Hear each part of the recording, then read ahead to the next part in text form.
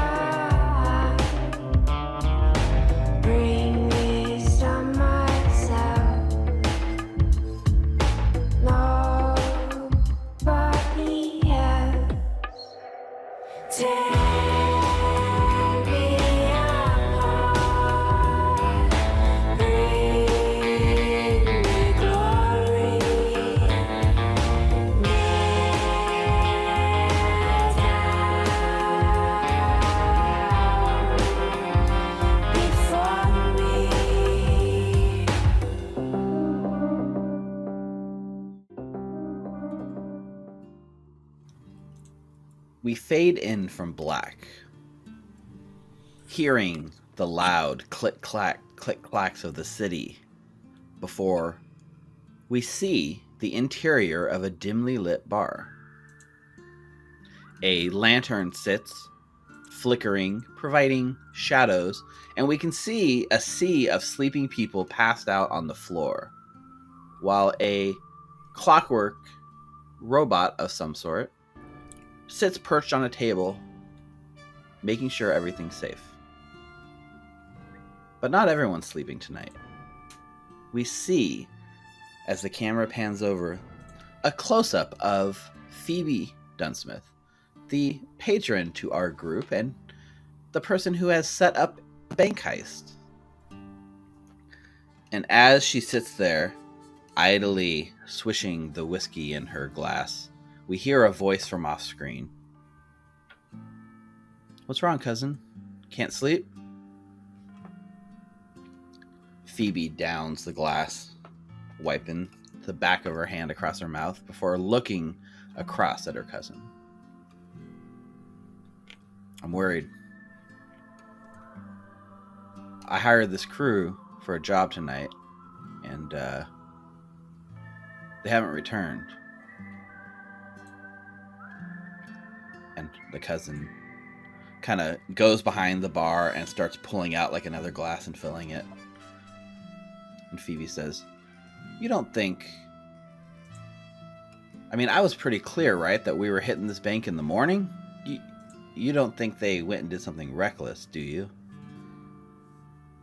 Phoebe. And so she's like, "Phoebe," and she like puts another glass in front of her. "I'm sure things will always work out. They always do." Phoebe just shakes her head, takes the glass, and pulls it up, downing it. And as the glass goes up in front of the camera, it sort of cuts from that circular bottom of the glass to a giant bank vault. A large sort of vault with a combination lock and all. And we see standing there Saruk and Anita trying to crack the safe. So the interesting thing here, in order to sort of, I guess, not spend the first 45 minutes of tonight's session rolling perception checks after perception checks, I went ahead and asked Anita to make some rolls at the end of last session to sort of see how long it would take to actually crack this safe. Anita, can you share possibly with the audience what those rolls were, your first 3 rolls? My first 3 rolls after we closed the show were 23, and a natural 20 for a 25. So I had narratively planned to sort of have the time pass as you struggle with opening the safe, but against all odds, Anita has managed to go ahead and crack this vault door right off the bat. That is actually very impressive. So the camera fades from the bar scene to the vault, and we see Anita working at it with like kind of Saruk there helping. Against all odds, Anita does a few like turns of the dial, and you just see the eyes go wide, and there's this clicking noise as she pulls the lever, and as she does, the handle gives, and the giant sort of round, thick steel door comes loose. You've opened the vault in just a few minutes after the end of last episode. Isn't it amazing what you can get done when you're not being fired upon? Impressive. Yeah. Oh, yeah. Also, the fact that the sirens aren't blaring anymore really helps. Oh, all right. Where's everyone else? They'll figure it out. Saruk tries to open the door. Yep. Okay. So you go ahead and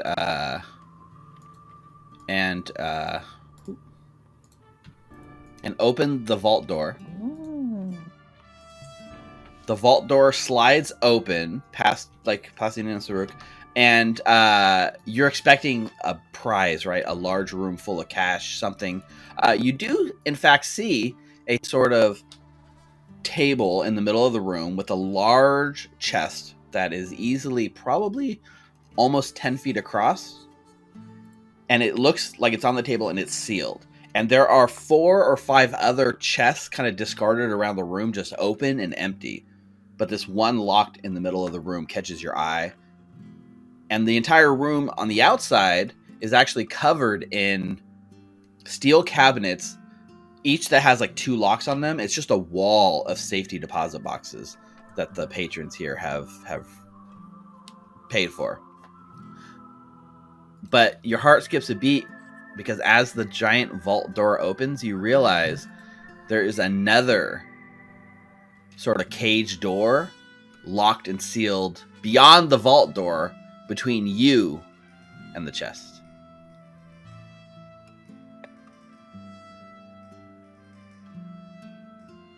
Does it look like something that like someone could get an arm through, or perhaps a robot of questionable moral compass might be able to tear apart? It's definitely big enough. The bars are small enough to keep anything really small from getting through. There are bars, and something could slide through, and you can even get an arm through to reach through a little bit. But you know, it's smaller than anyone in your current party could probably get through. Mm-hmm. But it's not just like a big iron wall of eat shit. You can see through into the cage. And so the camera's here, right? And we hear like Saruk and Ninna just kind of like dealing with this. The camera pushes past as they just start working on the next layer of defense. And as the camera kind of goes through, we see the kind of chaotic aftermath here in the lobby of the bank. There are numerous gold tank investors, people who have a vested interest in keeping this place safe, are, you know, unconscious and lying around. Wybert is standing over one who's had his whole brain like caved out and just splattered blood everywhere, with Wybert's like hand still like sort of dripping the blood. And we see 4 of these clockwork machines mangled, destroyed. They're sort of coil of rope kind of hanging on the floor, and each one of them sort of in their face and like chest cavity have these glowing, flickering flames still pulsing and filling the previously dark bank with light. And as the camera goes out the front door, we kind of catch Reficule and Halbrent on the front, looking off in the distance where they are watching these sort of orange flares kind of go up in the skylight, in the sky.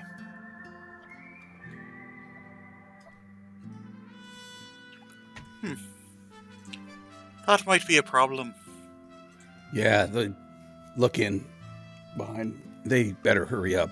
I mean, I don't know how that stuff works, so Question. I think we're ready.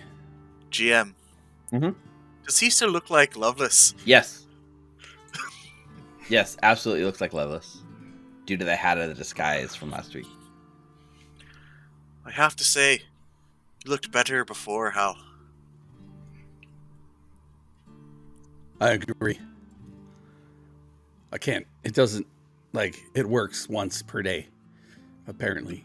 And since it was after midnight, well, I was able to change back there. I thought people were going to come in from the back, you know, and I was going to be ready and say, yeah, it's a simulation. Everything's going to be just fine. We're making sure the security is tough enough to keep anybody coming through or wanting to get in there out of there, so we can keep these investors happy. But apparently the investors showed up. That's what happened, because I was wondering, because, you know, we were fighting in there, and I was shooting, and then you said you'd put me in the best position, and you weren't fucking there. I literally threw those robots on the ground after I stabbed them with my knife. That was pretty cool. All right. But yes, I figured, you know, you watch the front, I'll watch the back. I mean, I guess investors would take the easiest way forward. Maybe I should have been out front. Do you think we should have come here in the morning? No. It's like a beautiful night. I mean, we're out here in the morning, we'll be, you know, the smog will be dust, blowing across the street, smog in the air. I mean, at least now we can, all see pretty good. Makes sense. I mean, despite probably what Tusks thinks, this is actually my first time robbing a bank.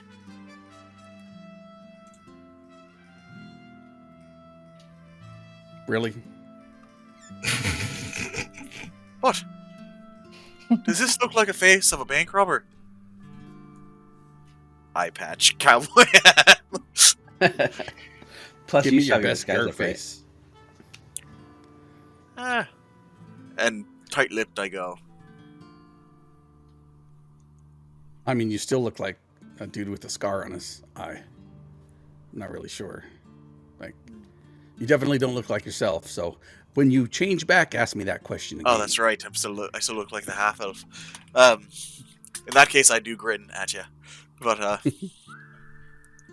while you're sort of having this conversation too, Refugio, as you're talking about never robbing a bank, you can just keep the conversation going, but your eye kind of drifts to the side because you guys are each kind of posted up on one end of the courtyard up, and you notice here on your side of the bank, Refugio, there's like a window that leads into what you can kind of see looks to be some sort of office, and you start to wonder.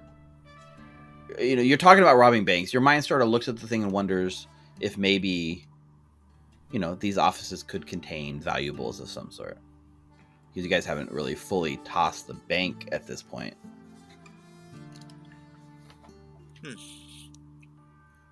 Hal. Even though it doesn't look like you got that look on your face. I mean, look, you want to hear the truth. Between me and Annie, she's the one with sticky fingers, alright? Is that why she was looking for the lizard tails?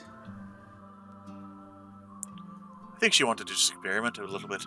The camera look, because you guys both give a casual glance back towards the vault, and we can see, like, way back in the distance, out of focus, sort of Anita and Saruk sort of banging their heads, and, like, Wybert trying to punch down the door as you guys are trying to bust into the vault still.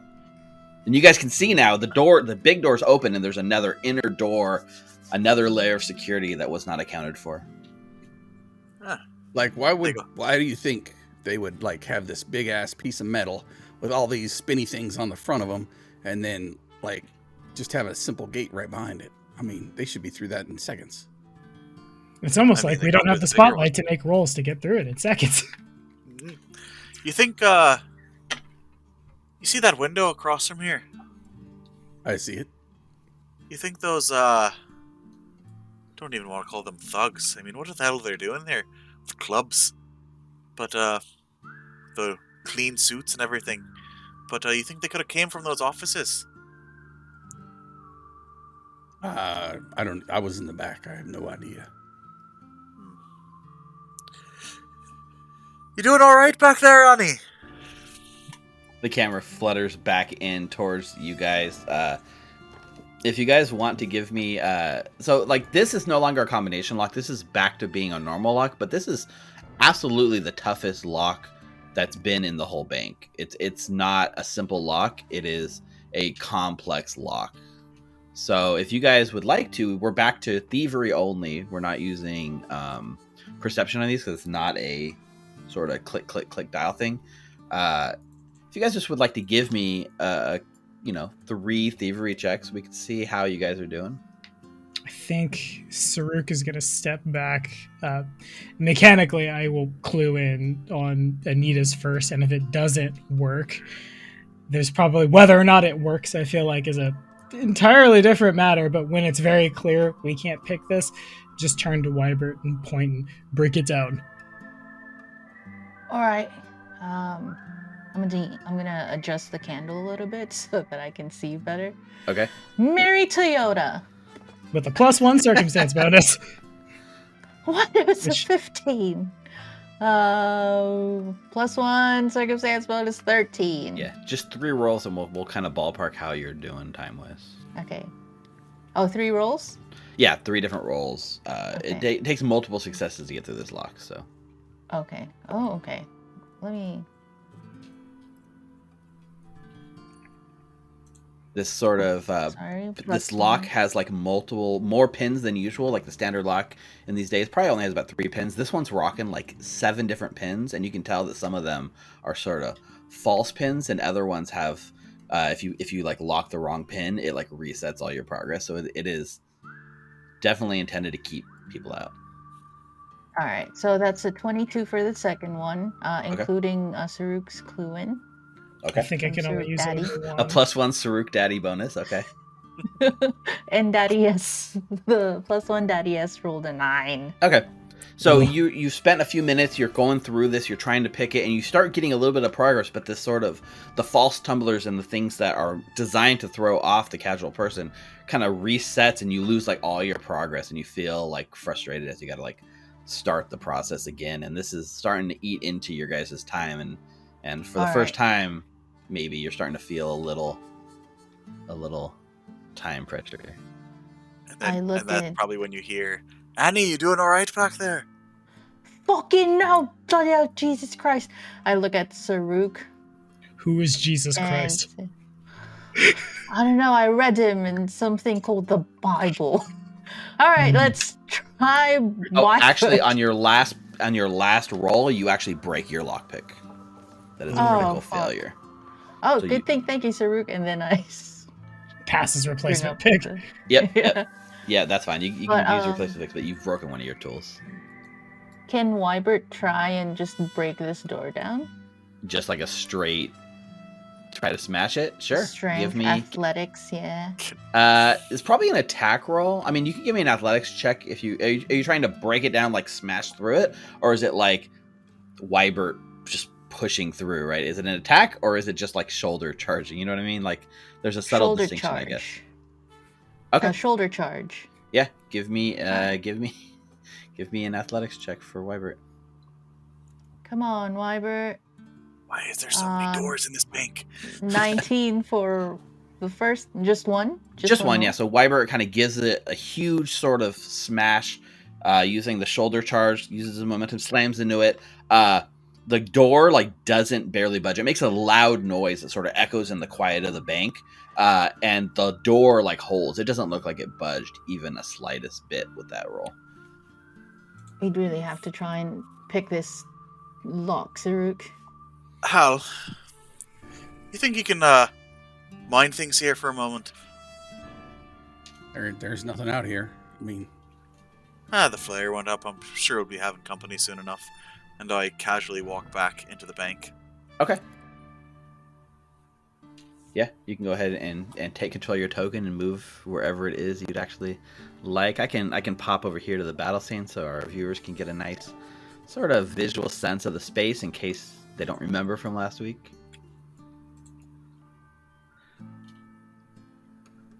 I step on top of the unconscious guy. Uh-huh. Instead of over him. What seems to be the problem? It's just the lock picks. It's more complex than I thought. Yeah, so... Let me take a gander. Sure.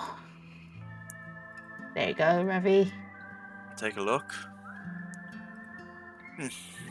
Let's see what I can do. Can I give it a try? Sure. Go ahead and give me a thievery check. You got lock-picking tools and everything? Yeah, I borrowed some from... Yep. From Phoebe. Let's see what Ruffy's got up his sleeve. It sounds like lockpicking tools. Happy Nissan. If you want, I can put a clickable link in chat. But all right, that's a 23.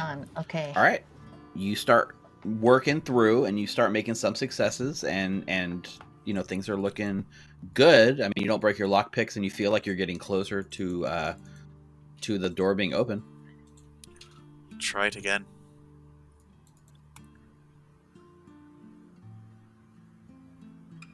Mary Kia. 22. Okay, with a 23 followed by a 22. Ruffy with an apt skill just gets the last one. A little bit of give, and then with the last kind of tumbler in place, the whole thing like you can feel it loosen, and you twist the lockpicking tools, and then the inner gate unlocks and opens for Refugule. I'll put my thieves' tools away, look back towards Annie and Saruk and say, good thing you got that key there, Tusks, huh? And then I'll walk back out to Hal. The key's name is Reficule as you're walking away. Yep. And so that frees it up for Anita and Saruk to sort of raid the vault. Now, it is, you know this Reficule because you followed up Anita, but like Anita made some progress and you just kind of finished it off. But you can go ahead and take credit. Like, you only know internally that it was kind of like she loosened the jar for you to like pop it off at the end, right? God. I wouldn't tell her that, though. I can't fucking see what's in it. What's in there, Saruk? A lot. I'll pick up the candle and walk in. Yeah. So Anita's still holding this like little candle, right? I will say, Anita, you're looking at like some of these broken robots around the room. They have bright torches glowing from their chest. You could just take one of the torches out of their chests, and it would give you better lighting than this little dim candle would. Fuck yeah, I'll do that. Saruk, are you? I'm just gonna grab a better light. Saruk nods. Okay. I'll grab one. Well, I think we were told in character specifically, like the number of the lockbox. I think I'm just having a big old brain fart. Right. Let me see. Yeah, in this case. Sorry, go ahead. Yeah, I mean, if you wanted to go ahead and say what you thought you knew. No, but I have no idea. Whoa, it is so bright. Whoa. That's a bright torch you have now. I thought it was just as a strong box. You pick it in, right? You're afraid it's going to burn you, but as you reach your hand into the chest cavity to pull it out, you realize there's no actual heat coming off of this torch. Sorry, sir. I don't have the number, but I remember something differently. It's not in my notes, the number. Everyone just collectively goes back to their notes. What there did we need in here There again? wasn't a specific lockbox you guys were sent. It was just go in and clean out the vault. So, With the bag of holding. Yeah. Yes. So in this room, there are about 4 or 5 open, empty, sort of discarded chests that look like at its prime, this vault would be really packed to the brim with cash, right? For whatever reason, most of it seems to be emptied out, and all that looks locked is this one singular 10-foot chest / box on a sort of raised table in the middle of the room. And it, in and of itself, also has what looks to be a pretty complex locking mechanism on it. I'm going to pull out the bag of holding. Do you think that's going to fit here? Saruk will grab the chest and try to put it in. So you go to pick up the chest, and it has so much bulk to it that it's not just easy enough for you to pick up on its own, right? If you'd like to attempt to pick it up, we can make a roll, and it would be easier with multiple people to sort of help guide it into the bag of holding, you know what I mean? You can make the check by yourself, or if you have help, it'll be easier. I'll give it a shot. While he does that. What were you saying? Everyone I missed it. For Anita? Huh? You said something and I missed what you said. You said you were going to do something. Oh no, while Saruk tries, I'm going to walk out a little bit and like maybe whistle for Refi, and then Refi knows that whistle. Just gave him a hand with the door, but Hal, you got any cigarettes? I think they'll be fine on their own for now. Yeah, there you go. They're still like 4 months old. But so Saruk, you go to move this box, and it basically slips off the table, and the bulk is so much heavier than you were expecting. It falls off and hits your foot, and just slams into your foot, and you can just feel like almost like the bones break in your foot as this huge metal clanking sort of like dents the floor of the vault. It dents the floor of the vault? It's pretty hefty. What's the vault made of? Oh no! The vault floor just looks like it's concrete. Fucking adamantine ass chest. If you were to estimate a bulk, if you had to give a random, let's just say we invented a system of weight measurement that sort of went from like light to bulky things, it probably has about 10 bulk to it. Damn. Hear that whistle, Hal? So if it has 10 bulk, I could have set down my shield and my multi-pistol and picked it up without a strength check. Is it possible to like quickly unlabor myself and get under it now that I know that it's heavy? And Yeah. I have the bag of holding out. Yep. So you pick up like Saruk is. I mean, I guess you're pretty buff and strong, right? Trying to look at what your. I'm like this to Saruk. Just like your max bulk is 12. So if you did unload some stuff, you could theoretically do it, right? Just like squat and. All right, just a little bit to the left. Yeah, you got it. And yeah, you use your legs, it. keep your posture. It takes some time. Shut up, Reficule! But Saruk just like basically picks up this thing and just starts shoving it into the bag of holding, and Anita's trying to wrap it kind of around the edge, and as Saruk sort of pushes in, it knocks like Anita off balance. But the two of them you just start watching as this bag gets barely around the edge of this chest, and it just starts disappearing somehow into this little bag you're holding. I thought I heard never seen Anita. This kind of technology before. It's just grunting. And as it hit the ground, as you're moving it, you can just hear the clanking and rattling of like hundreds upon hundreds of coins inside this thing. 10 bulk worth, in fact, not counting the chest. It's a copious amount of currency. Right. But it looks like you guys are making at least some progress on getting that. I think Hal and Reficule, like as you guys are kind of standing watch, off in the distance towards the town, because it's pretty quiet out here, you start hearing what sounds like the gallop of horses coming in your direction on the horizon, like kind of echoing through the quiet sort of town out here in Old Ironside. Is it coming our way? 100% it is. All right. You hear that? Why? That's what I said. I thought I heard Annie whistling. No, do you hear the hooves coming from down the road there? Oops. Aye. It's I time think to go. I do. I agree. Yep. You guys duck back in, and you see like Saruk and Anita sort of making the last final work of the bag, and Anita's now holding the I'll go ahead and Pivot. interestingly, is there Loud swear words in Zamden. Pivot. Loud swear words in Kibwani. Loud swear words in Orcish and Abyssal. So I'm gonna reveal the loot token here, and Anita, you can add that bank vault, the ornate steel box with 10 bulk to your inventory, and then you can go ahead and put it in the bag of holding so you don't die. Okay. I know. Because it would not be something you could normally carry on your own, right? Nope. Inside the bag of holding. Yeah, if you put it in the bag of holding, it should reduce the capacity. Yeah, look, it worked. Wow.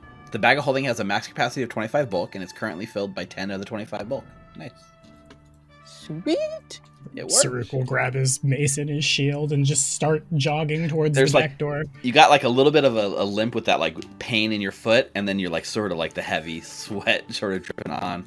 I mean, this is your last chance to grab anything you need from the bank before you make your escape. What's the closest thing to me right now? In the vault specifically, there are plenty of like locked safety deposit boxes, but no, they're locked. They're all locked, right? There's like 2 keyholes on each safety deposit box. Because normally the customer will have 1 key and the manager will have a key, and they have to both unlock to get into the safety deposit box. So none of them are easily accessible. I Arthur clench my fist and then just follow Saruk. Out here on the sort of the where the teller's desk are, there's like quills and like receipts and like bank slips and things like that. One person has like a little bobblehead looking thing where it looks like a cowboy riding a horse. I feel like if I pick that up, it gives me ride as a bonus feat. I'm going to take 1 silver and put it where the ornate box was. Okay. So right in the vault. Mm-hmm. I'll take the bobblehead. You get the little bobblehead. Yeah, it looks like it's kind of like a sort of prize, almost like a first place prize for winning some sort of rodeo contest. It gives you rodeo lore as a bonus. Rodeo lore. Care for me. Annie, can you open the flap of that bag a little bit? Well, Just put it at the edge. Just put it at the edge here, and I'm just gonna sweep all the papers and receipts and everything right into the bag. Into the bag. Mm-hmm. Okay, yeah.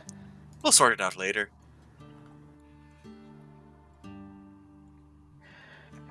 Are those hooves that I'm hearing? Time to go. Let's get out of here. We should probably go. Yeah, and so right. as you guys say that, right out in front of the bank, you hear sounds of shouting and whistles as the posse that's come riding your way sort of pulls up right in front of the bank, and you don't see anyone at first, but you hear, a voice speaking, and Reficule, it sends a shiver down your spine because this is a voice that you've heard before. It is absolutely the voice of Angelique Lovelace herself here in the front of the bank, commanding others to take positions around the bank. Right, Hal. You're here out front. We should go. Come on, let's go. Saruk and Hal are out the back door. Just like patiently tapping feet and looking in. Yeah, you for a second you think maybe he's gotten really good at that accent. That Angelique Lovelace. That amazing French accent. That amazing French accent. That I want to hear in every session of this surrounds the building. Nobody leaves alive. That was more Arnie than French, but that's okay. Ricardo, thank you. Richard, no, thank you for saying what we were all thinking. But you slip out the back. No! Get to the bank! You start slipping out the back as it seems like the majority of the shield marshals have shown up in the front, and you've heard that she's commanded them to sort of surround the building, and so you know that any minute they'll be flooding into the sort of alleys and the back ways around here. We are booking it. Yeah, so we go. We are going as fast as our speed. 3 action strides every turn. 3 action strides and carry us. You guys get out of here without issue, right? Front? Yeah. No issue with getting out. You guys ran out the back. They haven't surrounded you. There's nothing slowing you down. With the way you guys have set this up, you're gone, right? And Anita has already mapped out the quickest way from here to the scrapyard, and immediately you guys are on sort of that path towards the scrapyard and sort of leave the sort of shield marshal posse behind without a need for confrontation. Wait, just as a precaution, could I collapse the tower that I found? That's the collapsible tower. Once there are people in it. Go there. Yeah. Hello. The tower is like literally like what it is. It's like right where the scrapyard entrance is. Right at that entrance walkway, there's a huge pile of garbage just teetering there, like basically barely held up by a few supports. So you'd have to get into the scrapyard before you could topple it, right? Okay, when we get in then. But yeah, that's coming, right? So we're in this sort of run. There's a moment for you guys to sort of collectively have a moment of like role play before we move to the next scene if you guys want it, because you've done it. You've gotten what sounds like a shit ton of cash. Huh. Wasn't so hard robbing a bank that I thought. That was very just nods stressful. and he's jogging. You look great. You look great. Also, Anita, you're carrying that torch that's super bright, so it's like dark out here, but Oh, you're a bright source of light. So yeah, Yeah, if you how do I turn it off? In your inventory, take it out of your held hand and just put it in your bag, and it should turn it off. Okay. Because right now it's a held. If it's like if you're holding it, it'll trigger the light. Just running with Okay. an ever-burning Just torch drop slamming. it. Okay, there. Turn it off. Yeah, it can go drop or just like stow it. Yeah, but yeah. And as you make that, you turn that final stretch, and you can see the scrapyard coming up ahead of you. But you also hear kind of behind you the sounds of like horseshoes on pavement, clip clop, clip clop. And you sort of spin, and on horseback, flanked by two of her deputies, Angelique Lovelace is here. You've got a bit of distance on her, but she's looking at you, and visible confusion in her face as she looks at herself. Like A half-elf man. What is this? Very way too well-dressed human man.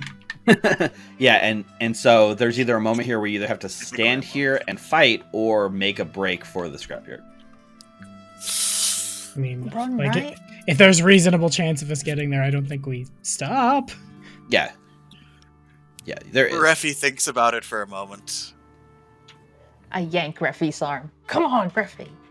Yep. You see his hand go for a moment towards the side where there's not a pistol at the moment because it's under the hat of disguise.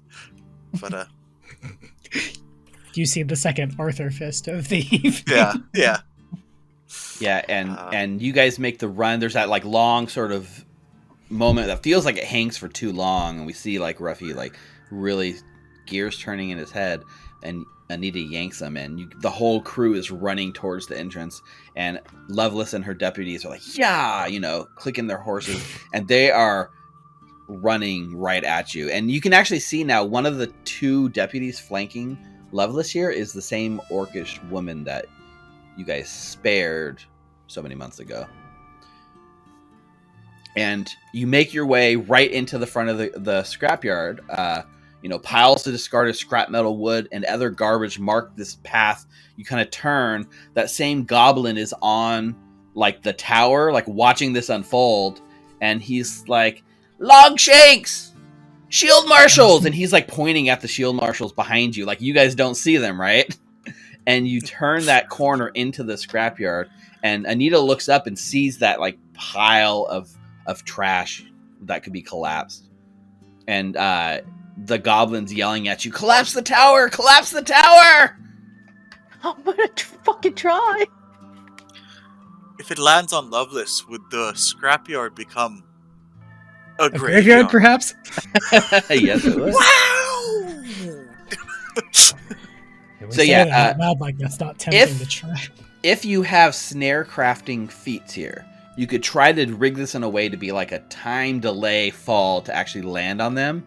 But I don't think anyone in our crew is that built on traps, So in this case, it's more like get it down right now, or wait until she's standing there and then make the check and hope you don't fail, right? How would we to take it down? What would one have to do?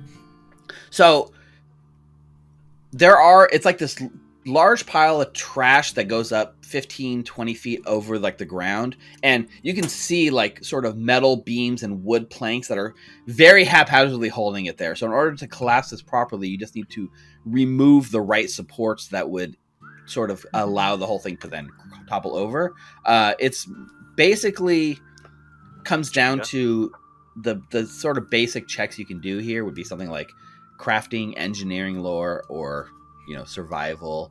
This is like more of a check than an attack or anything. You don't feel there's like a thing that is holding it up that one with a firearm could shoot and then cause that thing to spontaneously collapse on a corrupt police officer's head? It's possible, but it's more in the check to know where that spot is than the actual attack, yeah. Cool. If you make the roll, I will totally let you flavor it as like shooting the right spot to knock it down, right?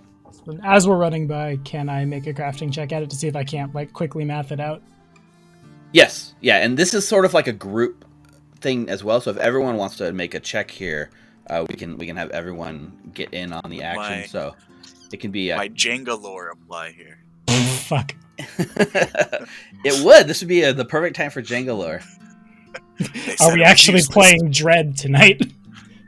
But there is sort of like, basically it needs a certain number of successes to collapse the tower properly as a group, right?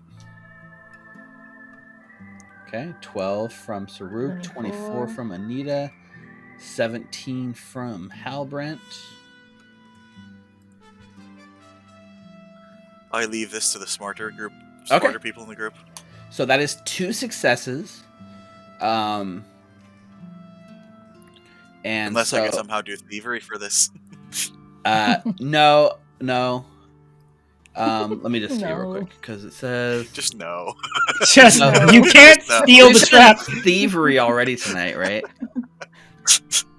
I like how you said it. No. No. No. Yeah, no one has snare crafting. Okay, so basically, with the successes, is you guys, like, 2 of the people's successes, so Hal and Anita are both successful in, like, knocking the right sort of pieces loose. The whole tower starts toppling in slow motion, and as it does, Saruk, with your crafting check, you've actually put yourself in a bad spot, and part of the tower is now collapsing and falling in your direction. You're gonna take a little bit of damage. Oh, okay. So 7 points of bludgeoning damage for Saruk. What's that? Saruk's just not having a good night trying to move stuff. Right? 7 points of bludgeoning damage, but you didn't critically fail, so that's good. And in slow-mo, as the sort of debris is falling, Angelique Lovelace shows up, right? This tall, tan-skinned elf, her gunmetal blue hair, mismatched silver amber eyes, locks onto Hal/Angelique, and in one motion, she like has her rifle drawn, locked onto you, and she actually pulls the trigger, and there's this slow-mo as the bullet is heading right at Hal, and as the bullet's traveling, the sort of topple, because you guys were at least successful, falls, blocking the bullet shot, intercepting her assassination attempt on herself, and there's a loud bang as bits of metal, Saruk kind of toppled over, and a loud boom and a big cloud of smoke sort of kind of washes over you guys, putting a 10-foot wall of debris between you and Angelique. And there's like this sort of settling as the noise kind of gets quiet, and you can hear her screaming from the other side, like, "I'm coming after you, and I always hit my target." Oh god, that's the wrong accent. I always hit my target. No, I can't do. We can't really hear you. Can you say that again? A bit louder. After I'm done with you, there won't be enough of your lead-pocked body. There won't be enough of your lead-pocked body left to identify. Do you hear me? You'll pay for crossing Mugland.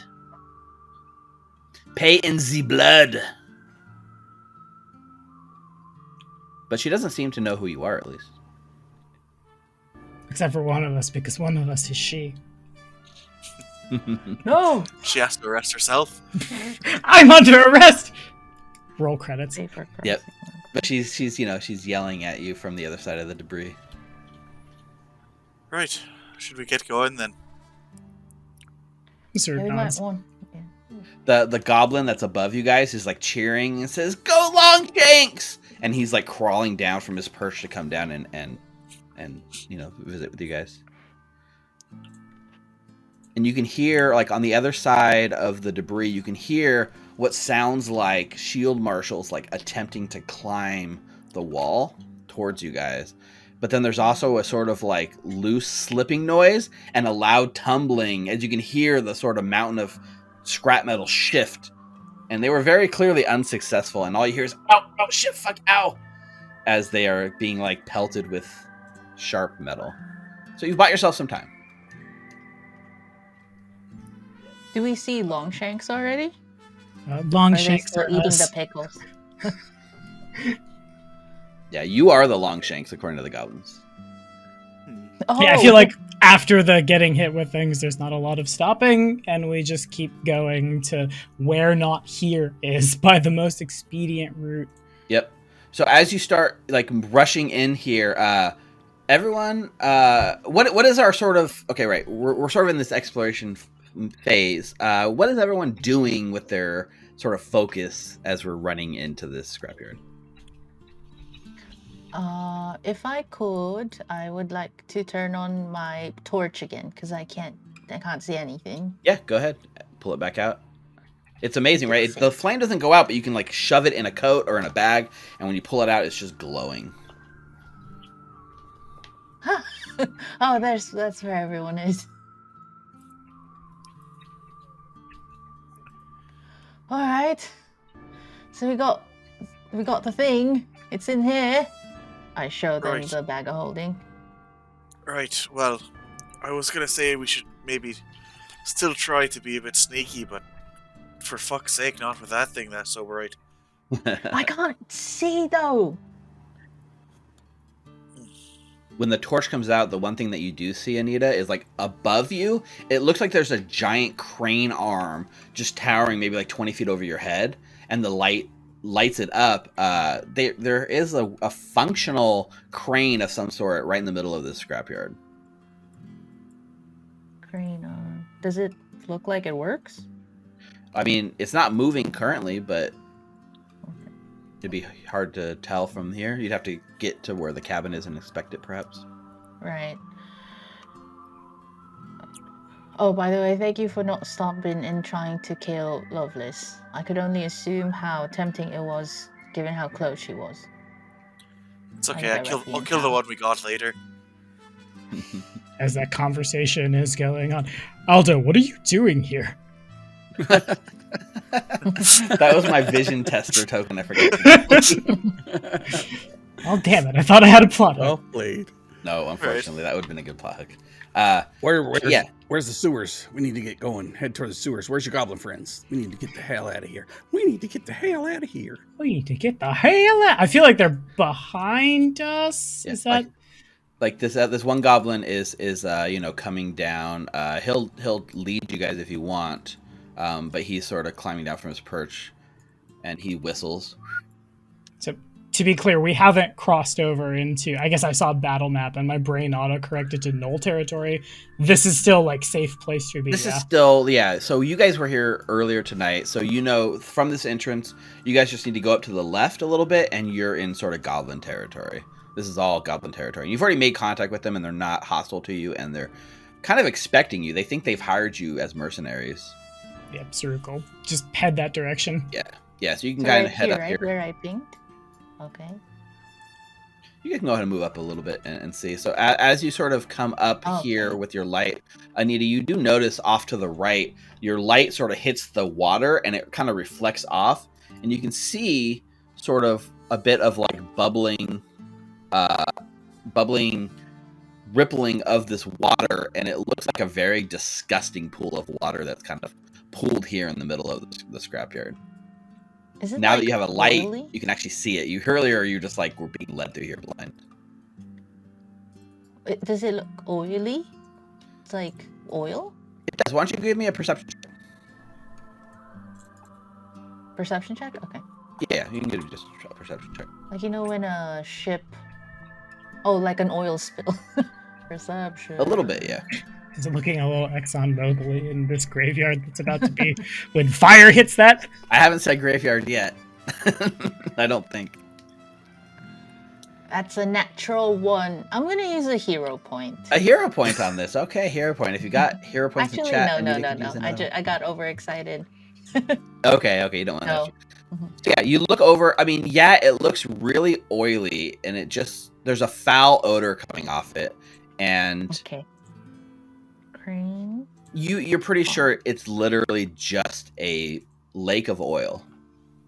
Lake of oil. Okay. And BDG Streams does give Anita a hero point, so you have a second hero point to go into tonight. Okay. And thank you, BDG Streams. Who might that be? I don't know. Yeah. And this goblin who is like, he whistles. Not bad, huh? That's our drinking hole. Well, it was. Lord Glass had an awesome idea to sort of clog the drain, give us some drinking water, but now it's kind of just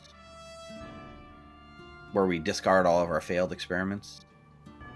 Well, one second. That's why it's He walks up to the edge and you watch as he greasy. just like relieves himself into the pool of water. Oh, come on. So this used to be drinking water. Okay. And Drain. Saruk has, like, the camera kind of shifts it to Saruk, who has, like, left the sort of water pool behind and moved over towards, like, the goblin camp. And as before, right, a ring of crates surround a makeshift campfire in this sort of corner of the junkyard. There's, they've rigged, since you were last here, they've rigged over the campfire this complicated contraption of gears and rods that creates a spit. And you can see there's, like, 2 almost bike pedals. And there's a goblin sort of like pedaling it and like sort of roasting this meat right over the fire. And it looks like some sort of like giant oversized rat possibly is cooking here on the fire. And there's still quite a bit of pickles in your pickle jar. Your pickle barrel is still kind of in the middle of the camp and bringing a lot of goodwill. But the smell of smoked meat actually wafts over you and cuts out the disgusting stench of the scrapyard around you for the first time. And you can see, there are various tents and pavilions, and you've kind of found the corner of the scrapyard that these goblins call home. Saruk just sits down and begins, like, getting everything on his kit back in place after too much shit falling on his head and or foot. From head to foot, shit hath fallen upon me tonight. It's also probably pretty obvious to the goblins that Saruk, God, most of us, are pretty banged up. Mm-hmm. Oh yeah, you guys look banged up a lot. I guess Would I'll turn that to, go? like, sit down. In the illusion? That's a good point. Probably not, right? Your illusion probably would mask any of the thing from showing. Yeah, as long as you guys keep your disguises going. Now, do the disguises have, like, is there a time limit on how long the disguise lasts? Because it uses a certain spell, right? There's 1 minute to activate. Uh-huh. Illusory disguise.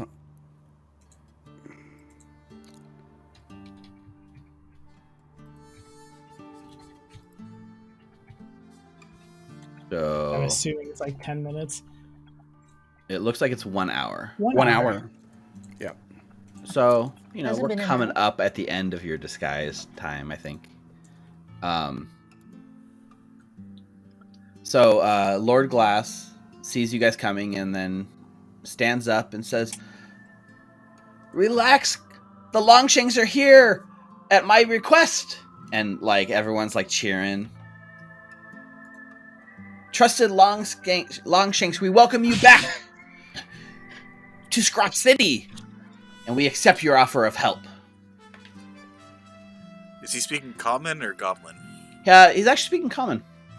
And as he's saying that, Saruk just kind of nods and looks at everyone who wasn't here for the conversation and nods a little harder and then turns back to Lord Glass and bows and keeps nodding. Yep. Annie, did he just call us long skinks? He has a lisp, Ruffy. That's probably why. Come on, don't judge him. Just listen to him. He has something he has to say. Right, you hear... What exactly did you and Tuss promise to this flashy little goblin fella? Oh, that we're gonna help him? But I mean, we do have to help him eventually because that's our passage to the sewers. Right. And in the background, he's describing how, "Longshanks here to make gnolls go away!" And there's a big roaring, a cheer. Yeah! And you can see he's weighed down by this glass. It was described to you by Anita and Saruk, maybe, but you're seeing how sort of comical this guy looks. I'm actually going to pop up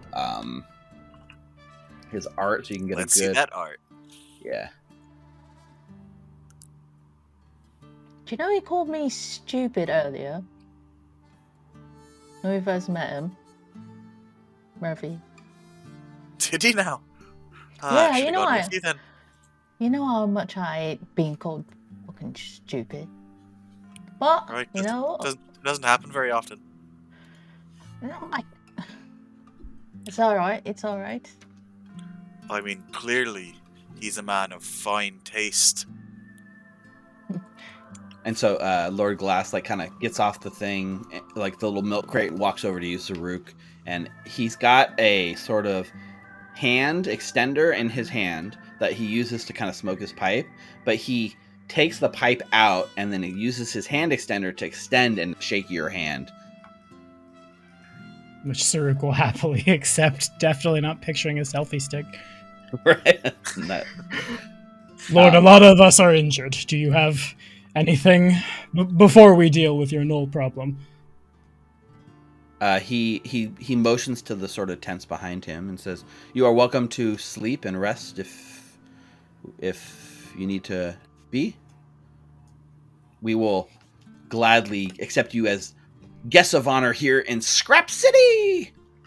And every time he says Scrap City, the other goblins are like, Scrap City, Scrap City, Scrap City, and like a murmur of Scrap City goes through the Scrap City.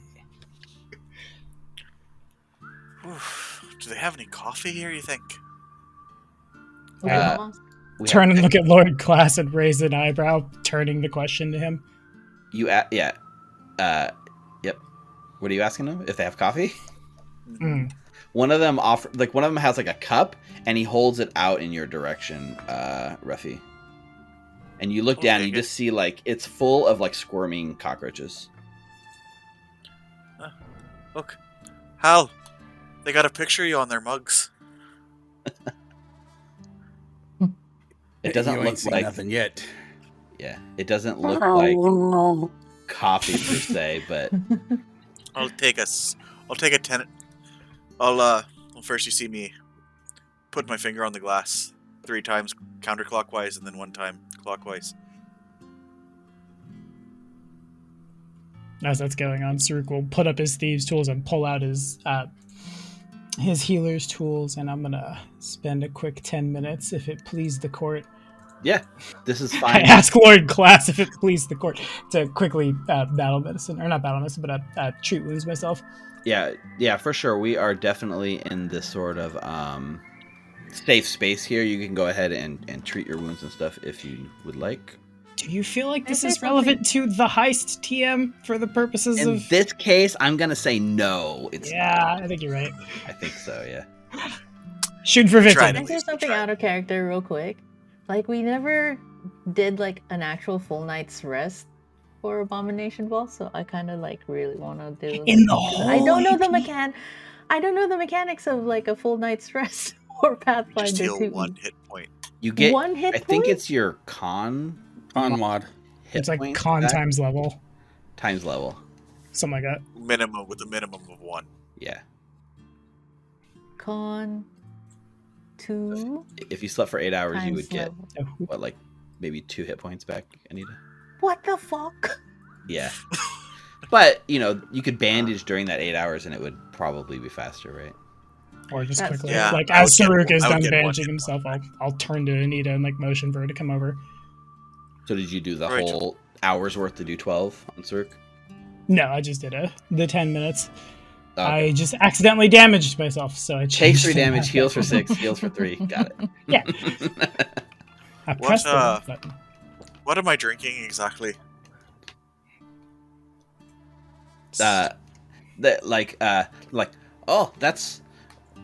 That's our cockroach stew. It's literally like moving cockroaches and a little bit of like dirty water at the bottom.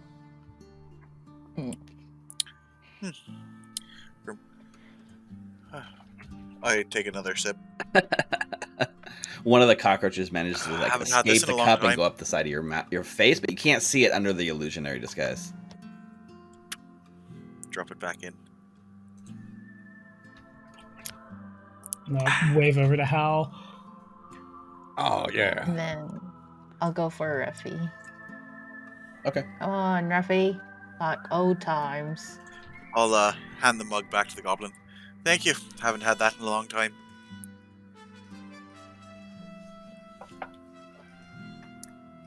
And so why you guys were Oh, sort of but like doing this, like the Lord forum Glass or has taken it reroll? upon himself to sort of set the scene and like explain the situation to you and to all of his sort of crew. So he tells you like these gnolls, they ruin everything. They come to our scrapyard and attack us.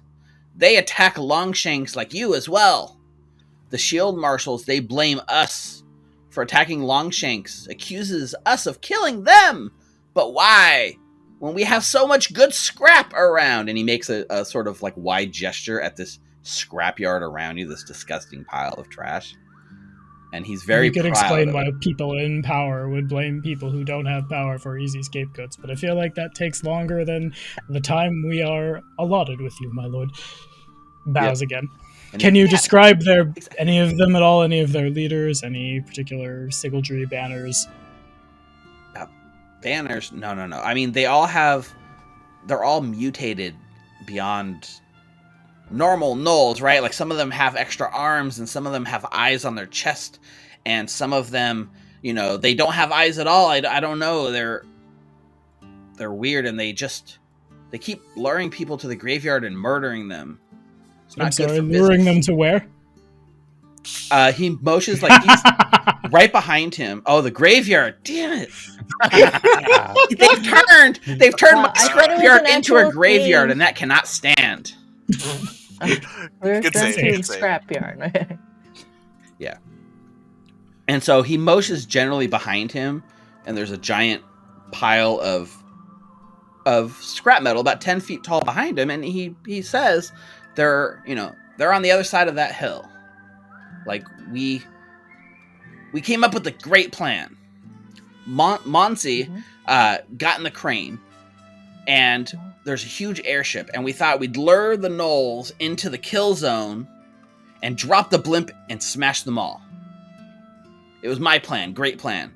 But the blimp, it fell too slow. Like, it toppled and did a very casual slide into place. And they just laughed and walked away. But we've managed to seal them off. Is just kind of like nodding. And did I get enough information to like recall knowledge about what they might be? The gnolls? Yeah. Yeah, you can give me a recall knowledge on this. It would be a society or a mana waste lore, but perhaps. Can I use my mana waste lore? Yeah, may use that mana waste lore. Mana waste lore. Oh, that feels much better. Thanks, Annie. Do you You're welcome. Do you have any bit of candy left over in that jacket of yours that you got back? 16. Yeah, it's pretty old though. It's still from the prison.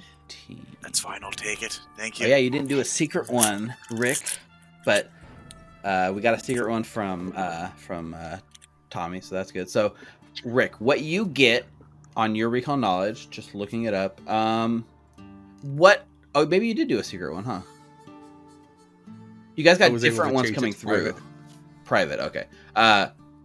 What is it you're trying to recall? Is it dealer's choice, or is there a specific thing about these gnolls that you're trying to think of? I think Saruk is trying to find the line between like, have you mutated? Do your brain not work like sentient being? And this bad, no talky words happen. Or is it you are mutated because you like Lamashtu too much? Or somewhere in there. Perfect. And for Hal. Do I know that the mana wastes actually mutate people out there? Oh, that's pretty common knowledge. The mana waste, constant exposure to the mana waste can leave things mutated, and mutants and things coming off the waste are very common. Okay. That's what you were trying to recall? Yeah, if these were actually out on the mana wastes. Got it. Be able to find some lizard tears. So there are many tribes of gnolls, and they're not super organized, but there are plenty of gnolls that live in the mana waste, and they almost embrace the mutation. Like, they see it as a badge of honor and a badge of, I mean, it's a rite of passage to kind of go through that mutation and survive. And not all of them will survive, but the ones that do are kind of held up in higher regard. So for the most part, it's best to steer clear of the mutated gnolls, or mutated any mutants coming in off the manor waste. But the thing that these gnolls kind of are always the tall tales, and you've never seen it personally, but they have a reputation of being very sneaky and being able to abduct and pick people off that are like kind of left alone. Like if you wander too far from camp to relieve yourself in the middle of the night, these gnolls can sneak up on you and sort of abduct you before anyone notices. So that's always kind of the tall tale, is don't wander too far from the fire. Yeah, I'll lest tell the that to gnolls the get group. you. And Saruk, with your check, the thing that you get back is, well, do you have any feats around lore recalling or anything? No, I just I wasn't sure. If am very smart. B, yeah, it's the goblin knoll propaganda, or propaganda is the wrong word.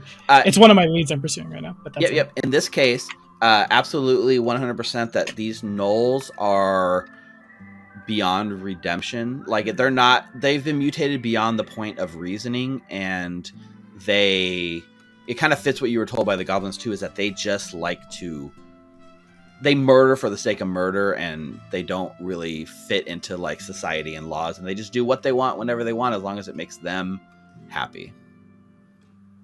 Like something with the mana waste, it changes them from being functional members of society to basically like almost just pure like chaos embodied. Not necessarily because of the religion or worship, but just the mana waste does things to their brain. So Saruk just kind of nods as Hal is talking, checks his ammo, checks his weapon, stands up, and like once everybody's good to move, starts heading that way. Very like solemn, shoulders squared. Yeah, well, like going where, right? Because Lord Glass has told you that they're just on the other side of this giant scrap metal. So one option is theoretically just scale the wall, and you could probably get there, right? What Lord Glass also tells you is the easiest way for Longshanks, and he points back towards where you guys know that big pool of water is. Longshanks go that way. We have a metal crate, a box that we use to block them off. Monsi's the one who knows how to operate the crane, but Monsi's been missing for a few days. If you see Monsi, maybe she went to go fight the Knoll. She didn't come back. So if you see Monsi, maybe save her. Either way, that way. Who's Monsi? You've been mentioning her a lot. Monsi's our lead inventor. She makes most of the stuff around here. A fellow inventor. Leading. And then this metal crate, what's that about? Just right over there. We had a bright idea to put a crate so that the gnolls couldn't come through. Oh, right. So we got a crate and a airship blocking the path, and they've left us alone thus far. But we want our scrapyard back. Oh, also, everyone says the graveyard's haunted. It's just us. Look, and he points at one of the guys in the back, and he's like, "Watch! Monsi made this." And one of the goblins in the back gets this long, like metal tube with a weird sort of curve at the end, and blows into it, and it sounds like a wailing, kind of like ooh, like a very corny, spooky ghost noise. And he says, "Ah!" And all the goblins laugh. Like that's what we use to keep out Longshanks. They make him think that the graveyard's haunted, and they all laugh. But actually, it is haunted. We have seen ghosts here. What? Oh, ghosts? Wait, so you mentioned that Monsi... also horny, spooky ghosts?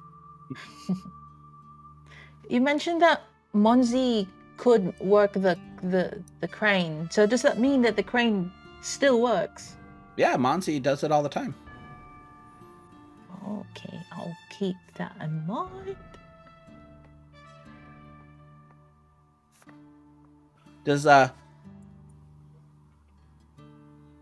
Longshanks need anything else? Only for Anita to operate the crane and move the large block in our way. I'd look at Anita and smile. Well, if you find Monsi can do it. Just not sure where Monsi is. Where'd you last see her? She said, he points at one of the other guys. What did she tell you? And the goblin's like, She said she's going to go fight the gnolls, boss. By herself. He had a plan. And then So Lord past Glass the turns. airship, She then. had a plan. So past She's the airship smartest and nail the gobbler metal of crane. all. I mean, if she could do the crane, that's perfect. But so past the airship and the metal crate. One of the goblins at this point sidles up to the side of you, Hal, and offers you a little bowl, and it looks like there's a pickled rat in it, like a tiny little pickled rat. Oh, you're gonna give this to me? This is a delicacy. Let me see. Here, I got some. Want some of this? Don't show your boss. This is like really hard to get. And I give him a little bit of lizard tail. Oh yeah, you watch as like the little lizard tail goes right in the mouth and like slurps it up like a noodle. Pretty good, huh? Need any more? Let me know. Definitely friends with you now. And then we see like we cut back to like Lord Glass and Anita over here. Sorry, Is she past the airship? we don't know where she went. I mean, she might have gone to the gnolls directly. Nail gobblers, we're pretty adept. We scale these walls without too much issue. It's easy for us. We live here. So she could have easily gotten up there and gone past the airship. She could be at the gnolls. Right. She has a workshop just past the crate. You could check there. Past the crate. Okay. Workshop. So what's the plan here, Annie? Well, like Saruk said, we could head over to the crate. I'll see if I could try and work it and then unclog the drain, you said, Saruk? Saruk nods. That's the plan. And we're going to look for this lady called Monzi. Right. Who tried to topple all these gnolls by herself. Well, I lean in, so we're not just going to go to the sewer and leave. No, we have to get past all this to get to the sewer. Okay, but then we're going to look for this lady. And then we're talking to the gnolls? I'm not quite sure what the plan is. That's a good point. Hey, what's his name again? Sir, Lord. Lord Glass. Lord Glass. What's in it for us? Oh, well, Poggy already arranged payment, right? Could you remind me? Yes. He kind of like goes over underneath his milk crate, and he gets off, and you see him fiddling and stuff. He's like, turn around, avert your eyes. All right. Do you all do it? You can watch. I slightly just turn, and then I'm just looking. Okay, yeah. You can see him like he tips up the crate and then like reaches in and pulls out like a little sort of very nice looking box. And then puts the crate and jumps back on, so you like have no idea where he got this from. And he says, "If we agreed to give our finest scrap of all," and he holds up this little nice box.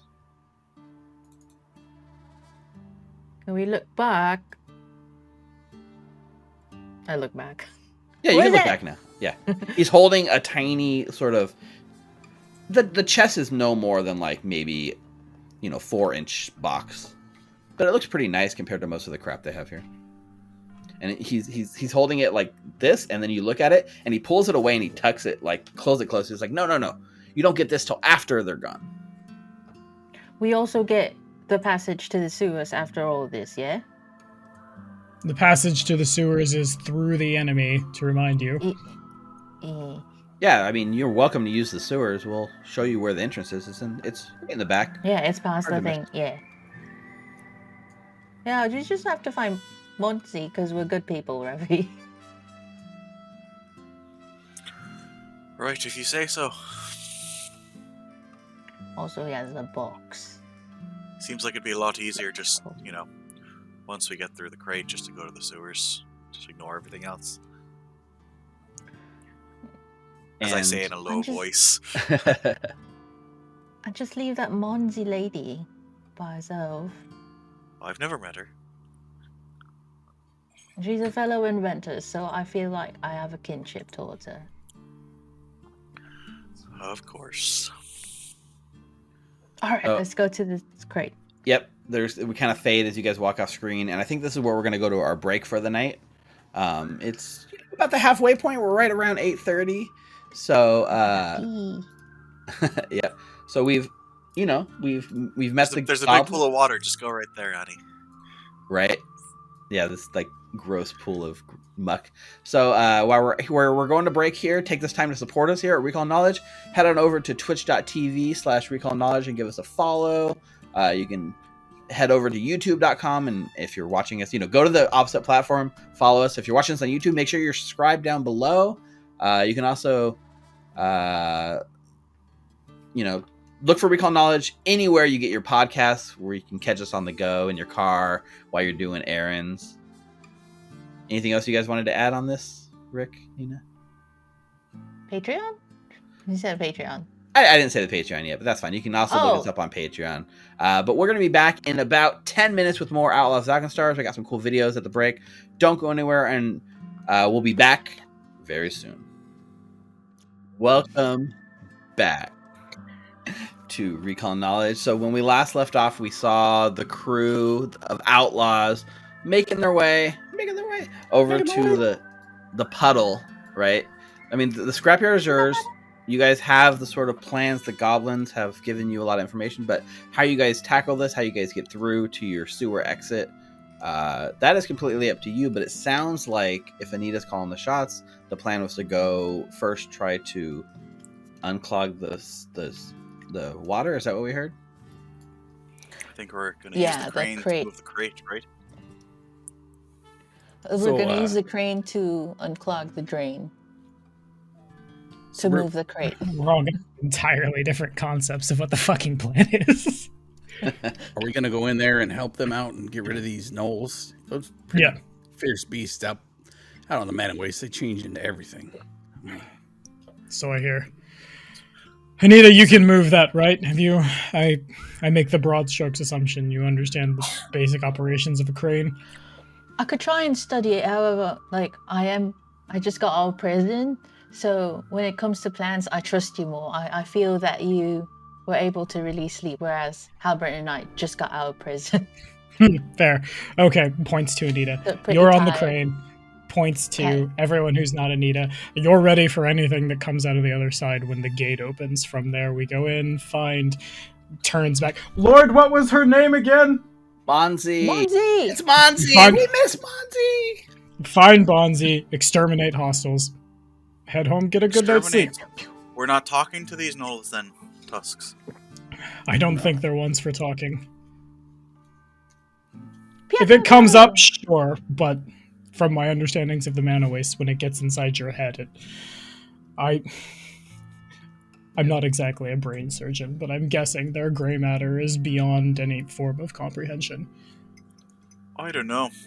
You performed pretty good brain surgery on that guy back in that brothel. Well, Saruk smiles. Anita, as you kind of walk up at the edge of the water, because you have the hardest time seeing, right? You can't see super far with a lot of my light. Yeah, what's going on? You got your light. There is, like, everyone else can see it. There's just, well, actually, we talked about this earlier. The only person that can see color at night is Hal, but everyone else can see in black and white. But with the light from Anita kind of going over the puddle, you see a reddish-brown circular pool of water standing still in the large open area with stacks of metal and wood to the north and south. On the east side of this kind of lake, I guess, for lack of a better word, is the large sort of metal box, a large steel box, pitted with rust, just blocking, kind of choke pointing at the end, right? And that's the sort of crate that you'd want to move in order to get deeper into the scrapyard. But between you and the box is this, giant lake of water that you were told they sort of clogged the drain in order to build the standing water so they'd have a source of water here as a tribe. Is it just like an immediate drop off? Like if I were to go from like here, like here to here, would I like drop 10 feet into the water, or does it slope? Do you want to try it? I will go forward and look. Yeah, you want to stand at the edge? Give me a perception check. Secret perception check. Okay. Bless. Guidance. Babe. Okie doke. It's hard to see, right? Between the like sort of shimmering surface of the water and stuff, it is a little murky. It's a little hard to see, especially in the dark. We'll see. All right. Dark vision. Yeah, you start looking at it. It definitely doesn't look deep, right? Given the fact that you're in the middle of like a scrapyard and the ground itself can't go very far down, there's no way that this is more than a foot deep across, even at its deepest. It's just a very shallow, stagnant pool of water. Makes sense. And then can I tell, like, the film on the top that's, like, oozy? Can I, like, is that oil for sure, 100%? Give me Is that crafting? Give me this would probably be a recall knowledge of some sort. You got your perception already. You know it's shimmering, but now you're trying to maybe put the pieces together. So do you have an applicable lore? Otherwise, you could just do a recall feel knowledge. like Crafting. I would allow a recall knowledge. Crafting, I guess. If Saruk's brand's like, yes, this is oil, that being component for mechanical things. Yeah. Ha-cha! Okay. Yeah, you're pretty sure that it's just looking around it at the sort of stacks of metal and scrap metal and machinery and stuff. You think it's just collectively, as the rain seeps down through all of the stuff, it just gets all the grime, all the soot, all the smog, and it's basically just a stagnant pool of oil water, for sure. Probably flammable. Gotcha.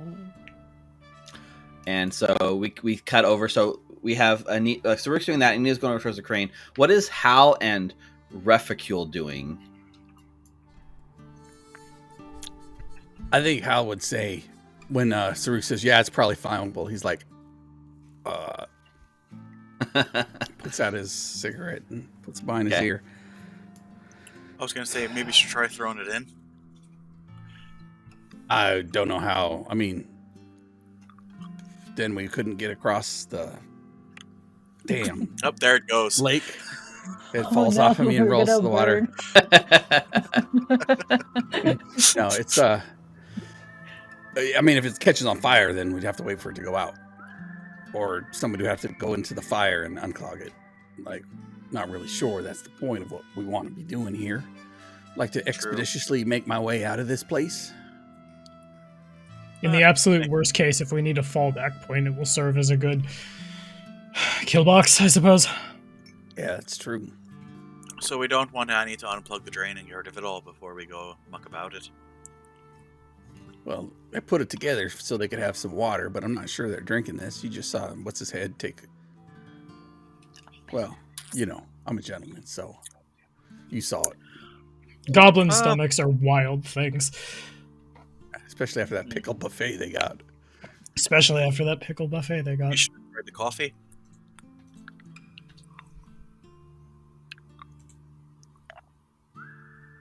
So, so you guys are just kind of standing back and like letting them do their thing. And Anita, you head over. You got the torch up. You can see the crane itself looks super rusty, right? Like there's a large winch-driven crane towering over the piles of discarded machinery. The crane's base is like totally surrounded in debris, making it kind of hard to see and super rusty. Like the arm is so rusted through that you're kind of amazed it holds at all. But in the cockpit, as you kind of put the torch up in the cockpit, you can see the bottom foot panel has been removed, exposing all the gears and mechanism behind the foot pedals and the long rusty levers.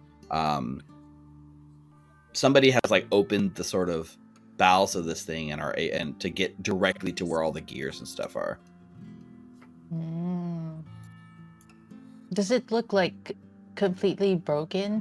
Like someone who doesn't know how to work a crane tried, or would it be like it's Monzi's doing? I mean, it's from up here. This is what you could see. If you wanted to get in a little closer and maybe take a closer look at it, you might be able to assess that.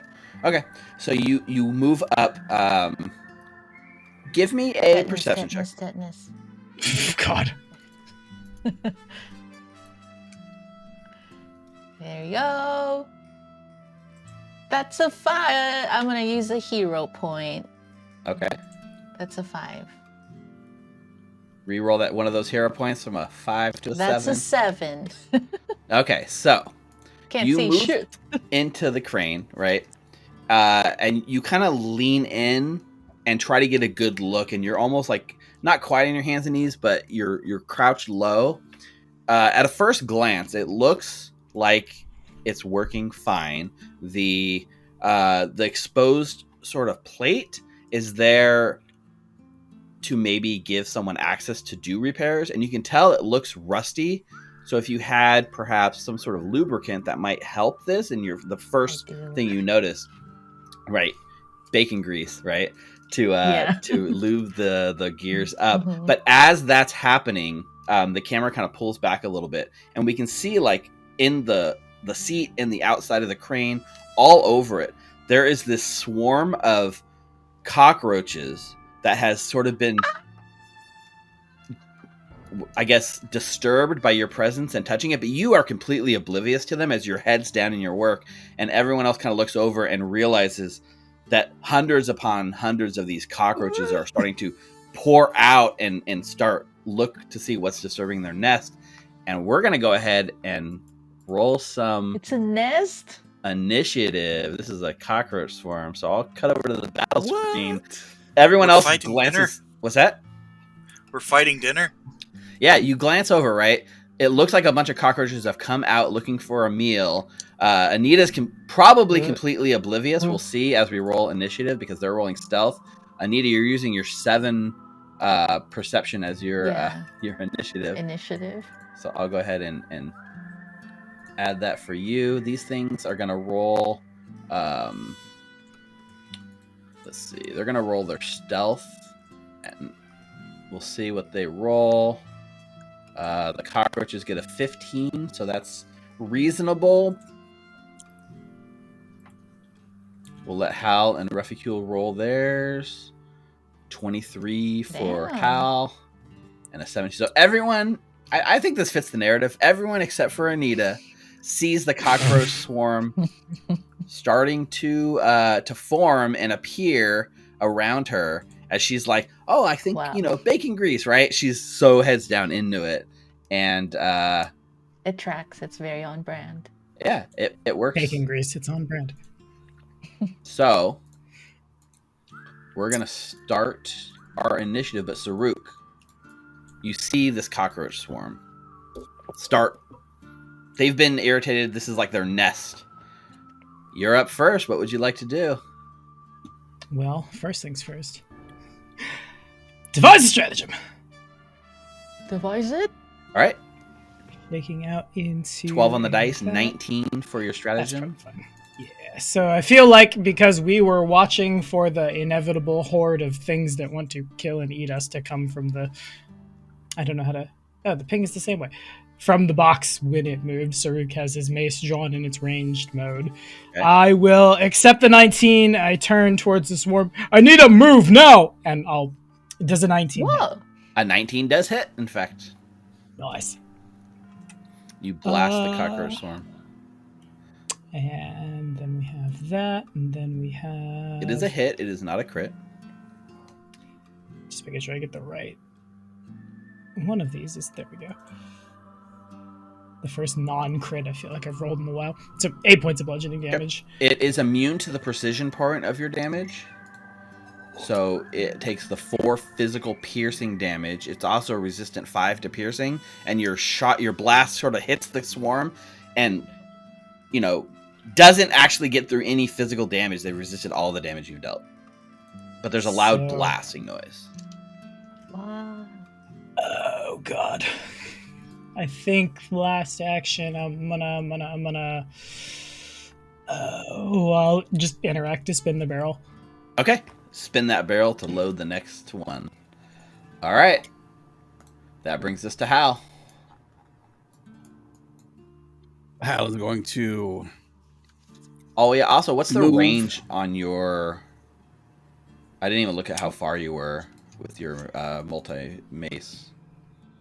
My multi-mace. It's 20 feet of range. I feel like we've had to check this every time I've Yeah, attacked. so it's and 20. I It should is know short. this, So but- you were 50 feet away, so technically you would have had an even bigger multiple attack penalty. But I forgot that for the first one, but we'll just say it hits but doesn't deal any damage anyways. Cool.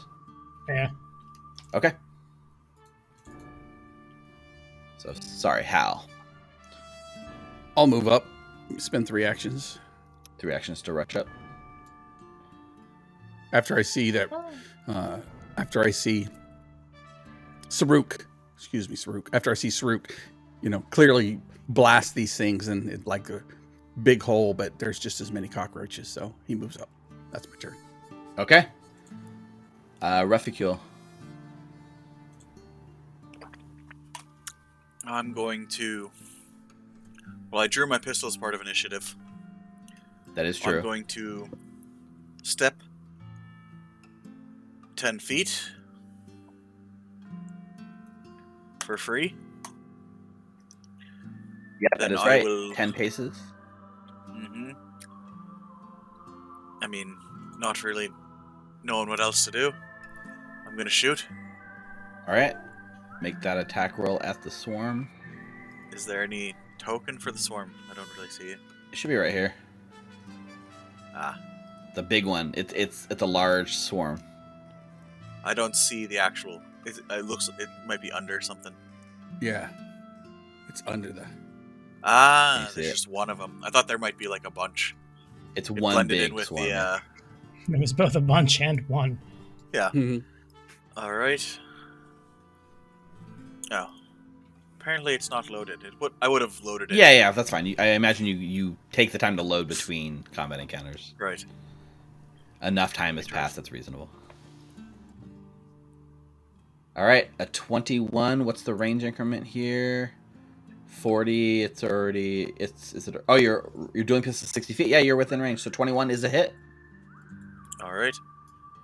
So. Oh, interesting. Because your dueling pistol has the concussive trait. Does your multi-mace pistol also have the concussive trait for Saruk? No, I don't think so. Okay. Check that up because concussive can do bludgeoning or piercing, right? Depending on what's better for resistance. So you hit, you deal 3 points of piercing and or bludgeoning damage. In this case, it resists piercing 5. But because of the concussive trait here, it only has 2 resistance to bludgeoning. So you actually managed to get through 1 point of damage, Reficule. The range mode of multi-pistol has concussive as well. Okay, then you would have gotten 2 damage through on yours as well. All right. So I do 1 damage.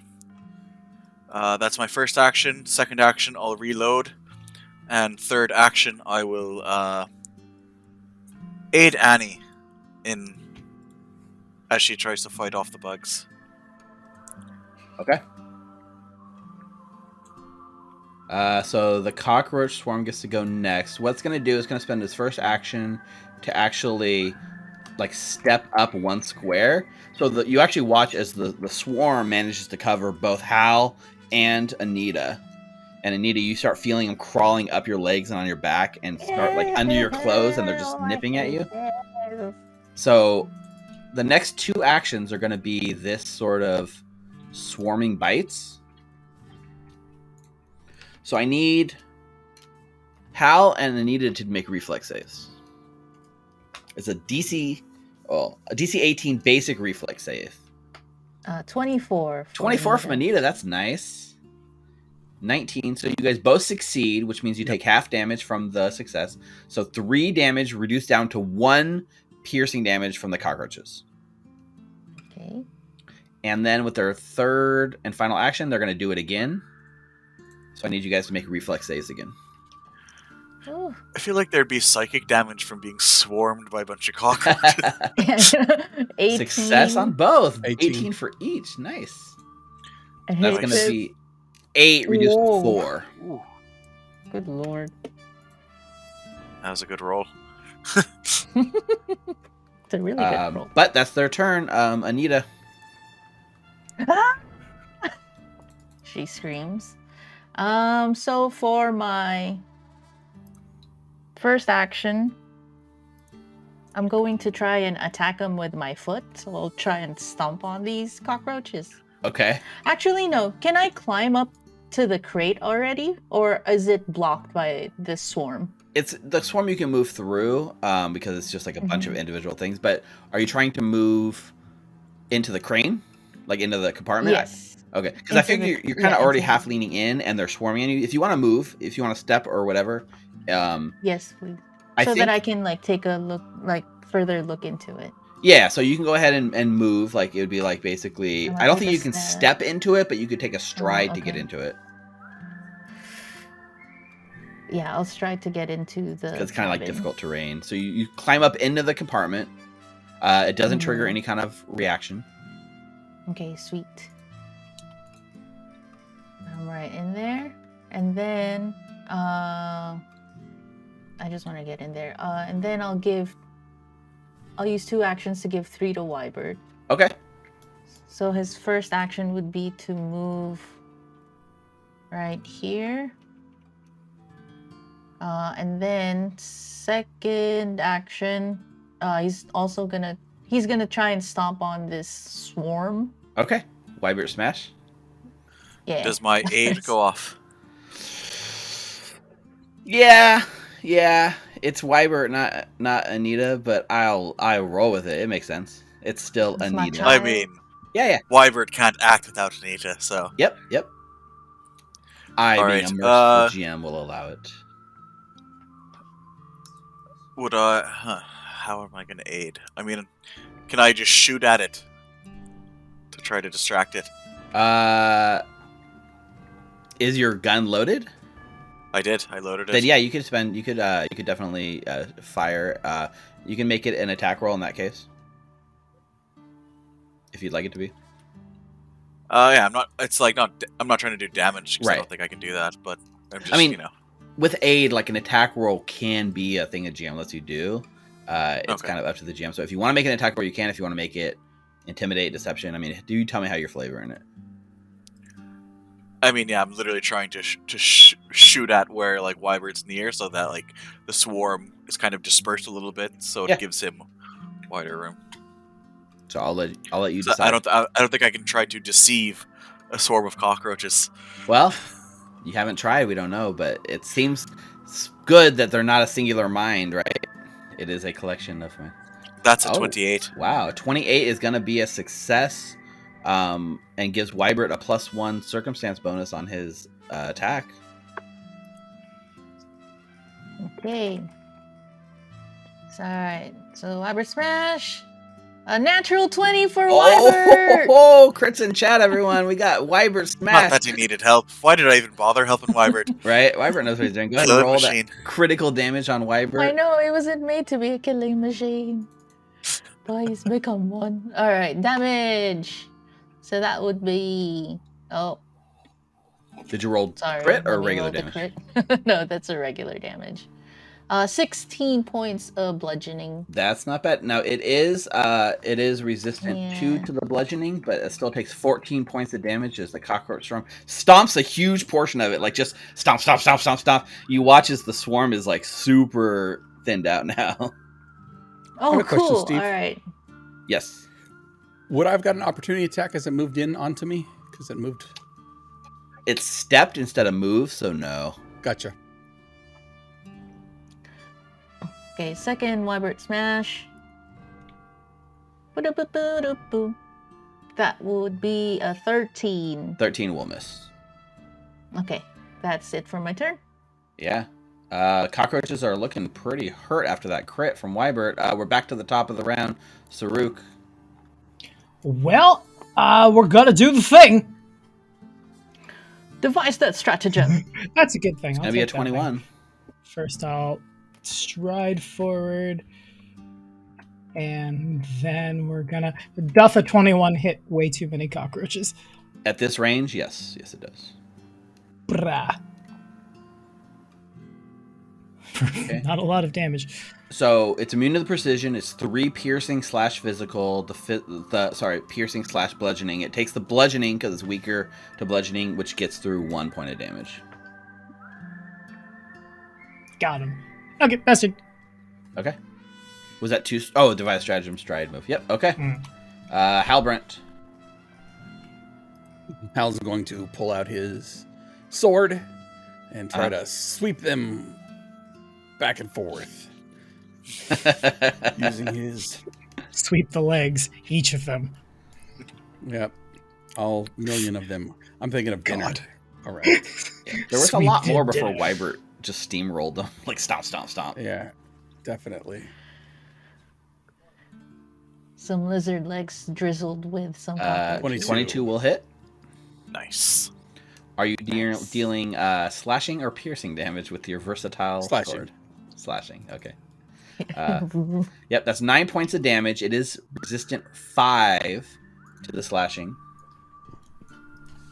But between you and Wybert, it's enough to kind of like stomp out the swarm, so just a little bit manages to like scatter back in. The kind of like singular focus of looking for food found the bottom of a robot boot and a sword, and the cockroach swarm sort of disperses back into like the ruins around you, and we're out of initiative, and you guys have survived. They gotta be friends now. Halbert and Wybert. It's the killing machine. I mean, Anita, your robot here can really do some damage. I'd like it to be near me if there's not a dog around, or apparently some other animals or critters. You know, I never really intended for Wybert to be a killing machine, just really a bodyguard. And then I never expected any of these at this strength. Well, did a hell of a job, because, I mean, every time it hits something, it literally almost just destroys them. At least I've seen 2-3 times so far. I hold back the fact that Wybert killed an investor earlier. It's the bacon grease. It's bacon. Oh, yeah, that makes sense. That makes sense now. Yeah. Oh, bacon grease. Okay, so, right. I'll move back. I climb into this cabin. Yeah, you can go ahead and climb back into the cabin, and now without cockroaches like biting at you, you can kind of see down where the gears are. Definitely rusty. Definitely looks like it would work, but if you apply just a little bit of lubricant, it would definitely help you to operate it. It doesn't look too complicated for you to operate.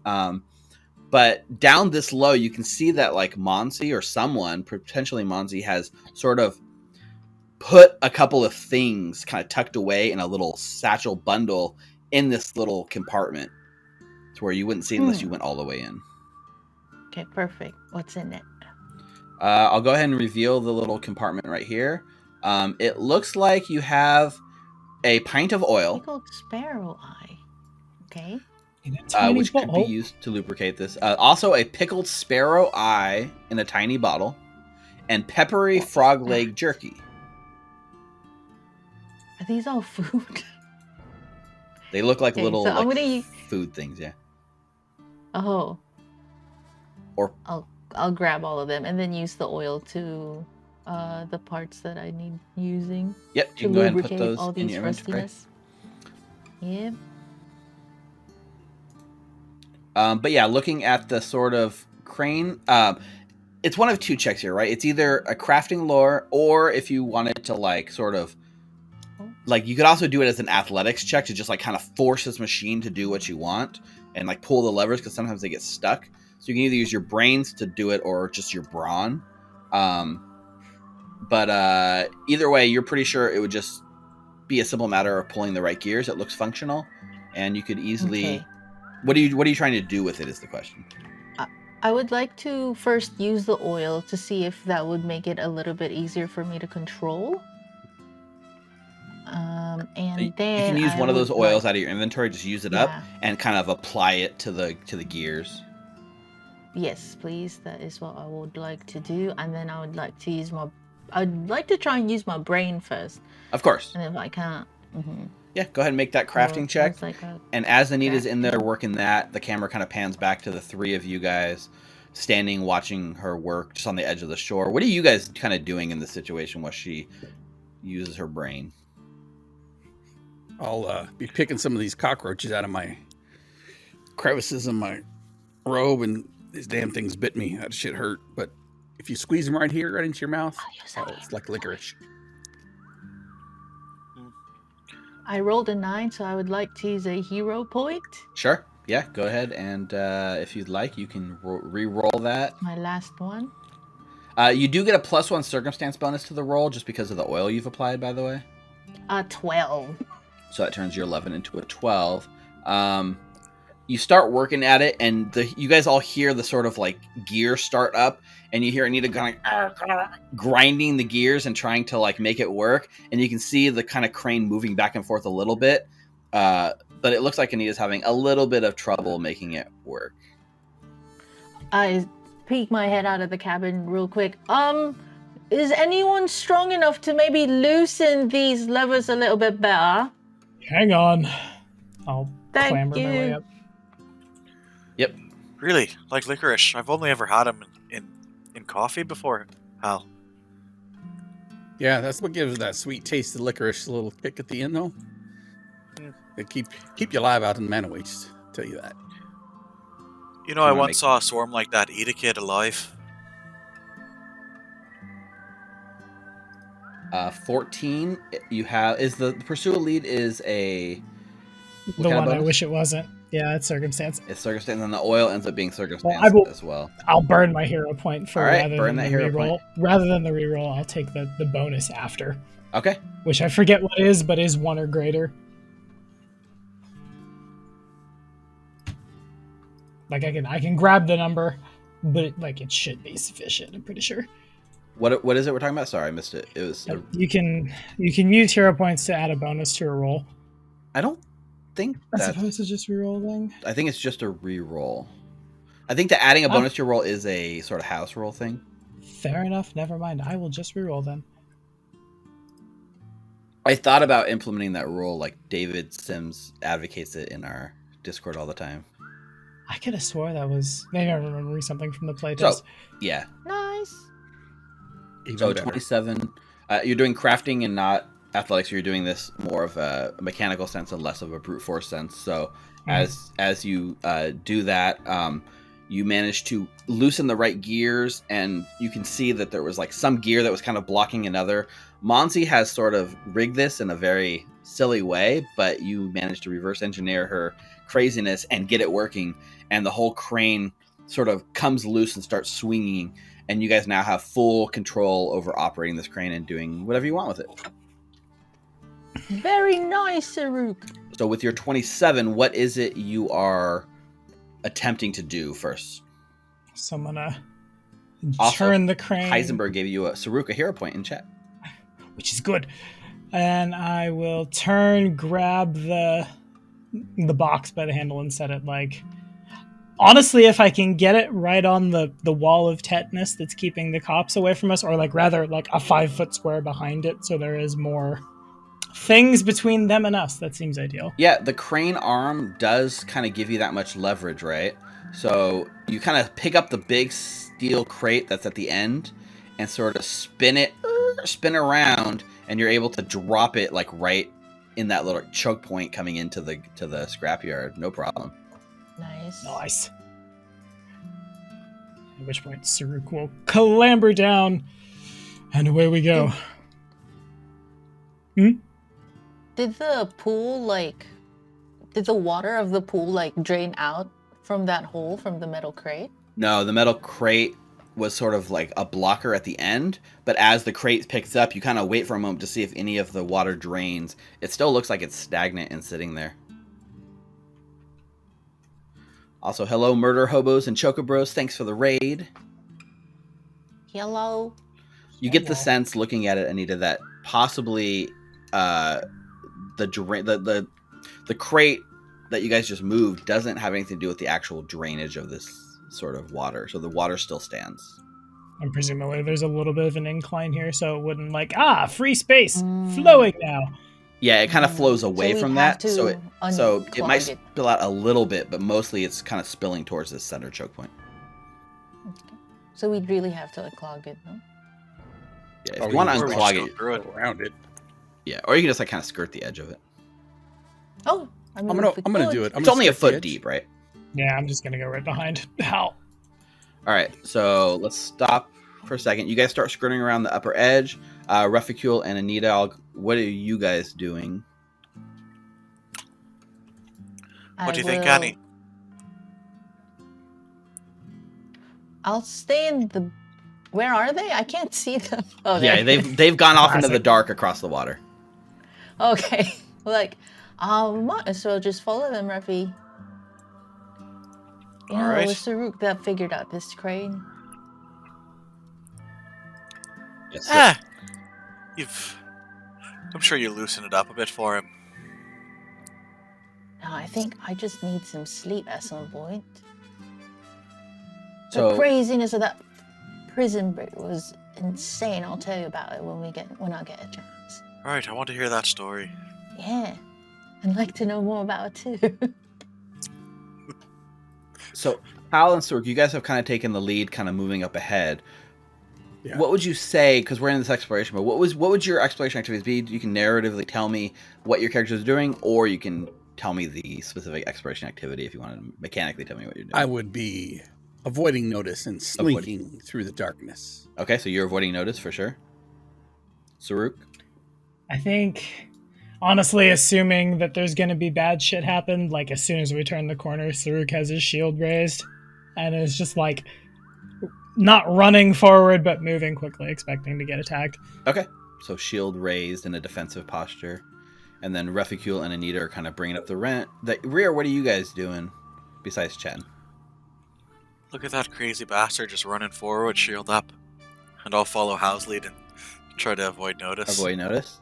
I really can't see anything past you. That is true. Unfortunately. Who are you talking about, Saruk or Hal? Ah, Hal's fine. I'm following him. Oh, It's okay. Tuss. He's just running forward like a man. Oh, wow. That's crazy. I wish I could see. I'll just be on the lookout. Oh, can I defend? Can I defend without a shield as an exploration activity? Not really, because you don't have a shield to raise, Ah. right? Yeah. Can I scout? Yeah, so that's going to give everyone a +1 stealth roll or initiative roll. Circumstance bonus for their initiative, yeah. Okay, so here's what happens. Everyone starts moving around the edge of the lake. You guys have been around this water for a long time, and I've had you guys made quite a few perception checks, and you've come up short on each one. So in this moment, as Hal and Saruk are like skirting the edge, moving up, the water still stands. None of you, we're going to see in a second, but it doesn't seem like any of you noticed that there is, even though this water is not super deep, there is a sort of like shimmer and a shifting to the rusty ooze color that camouflages it and is hard to recognize. And in that moment, as you guys move around the edge, this like sort of pulsating gel-like body in the middle of the lake starts noticing your presence, and almost imperceptibly with a 19 on its stealth begins sort of like moving in your guys' direction. So we're gonna roll initiative again. Saruk, Reficule and Hal, you guys are rolling your stealth because you guys were both avoiding notice. Saruk's gonna roll perception, and Anita will roll perception. You all get a +1 bonus to your roll thanks to Anita's scouting. We know that the ooze got a 19 on its stealth, so that's kind of the target number to be aware of its presence.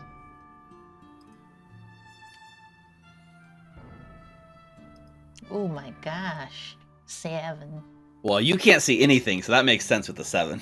I love how the scout can't see. I can't see! Look out! Right? Oh, You're here's scouting? something. Oh, That's fair, man. there we Okay, go. so. 17. Oh. Anita. 18. I rolled a 7, Yahtzee. but it didn't. I rolled a 7, but it didn't put on thingy. Okay, cool. We're good. So. Let me go ahead and pause this. So. Wait, it didn't. There's a disturbance in the force. That's how I'm scouting. Wrong system. Don't disturb the water. Closer to the right system. So, this rust ooze that's imperceptible to you guys, right? Kind of starts moving towards what it perceives, right? So, let's see. We got Saruk here. What are you wearing, Saruk? Okay. What are you wearing, Hal? Okay. So this thing, Leather. it Hopping moves. waves my steel shield. Yep, you're both wearing like the studded leather. You got the steel shield over there. This oozy thing, it's not sneaking as much as it's just moving. So it starts moving in your guys' direction, and I think that's the minute you become aware that this water isn't just water. There is a creature here, and it sort of ripples directly and like moves through this water with a grace, right up against you, Hal.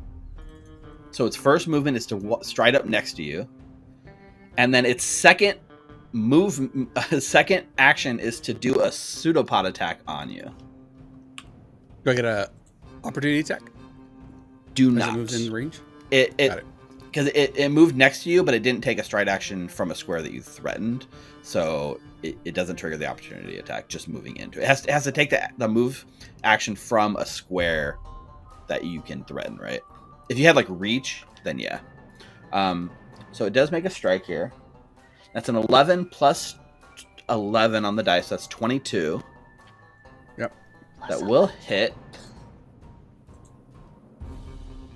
It's going to be 8 points of bludgeoning damage.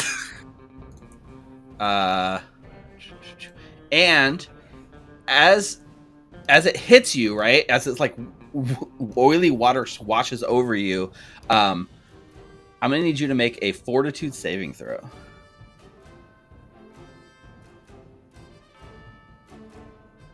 $24. That is a critical success, and you take absolutely nothing from it.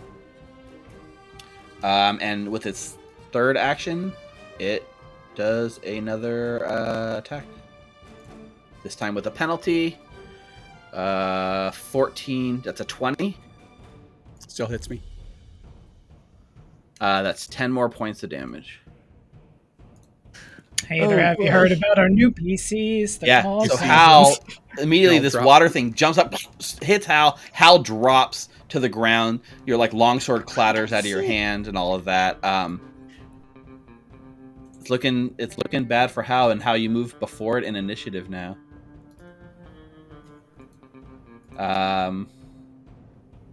But that's its turn. Saruk, you react. You see it happening. God, so I guess I have to give him a target. But before I do that, I'm going to devise me a stratagem. Oh, well, boy. would you look at that? That's a I'm gonna natural walk 20 forward. for a total of 27. Because I thought things would be running at me. I feel like it's fair to say in the we are going forward for the bad thing that my multi-pistol is in its melee mode. Okay. So I'm going to step to here and then I'm going to give it the bonk. All right, bonk this thing. That's a natural 20. That's a crit, but here's the thing. This ooze has crit immunity here. So I can turn off the precision damage too. So it's not going to... So you can roll regular damage on this strike and not a crit damage, unfortunately. Gotcha. Dang. Well, 5 damage. 5 points of which damage. 2 of his precision. You bring your sort of weapon up. You slam into it. It takes 5 points of damage. Yeah, because it is immune to like the precision and stuff. As you hit it, the sort of metal of your mace slams into this ooze. The ooze slams into it. It splashes back.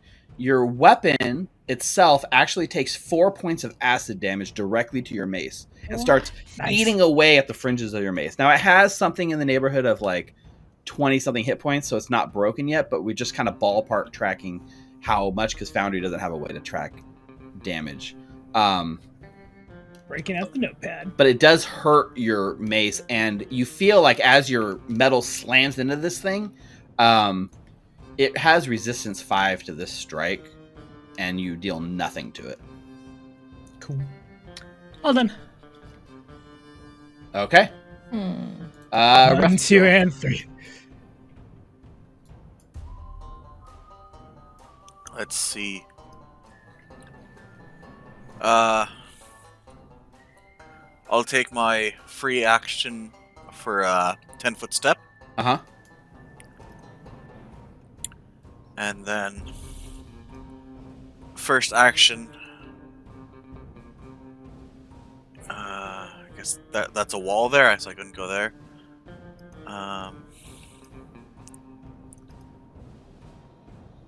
Stride to there. Okay. By the way, I love the fact that Anita's in the back, like, just hearing a bunch of, like, noises in the dark going, let's go! Right? But anyways. Yeah, I'm like, what the That fuck must is sound like happening? Pop Rocks as acid hits black powder.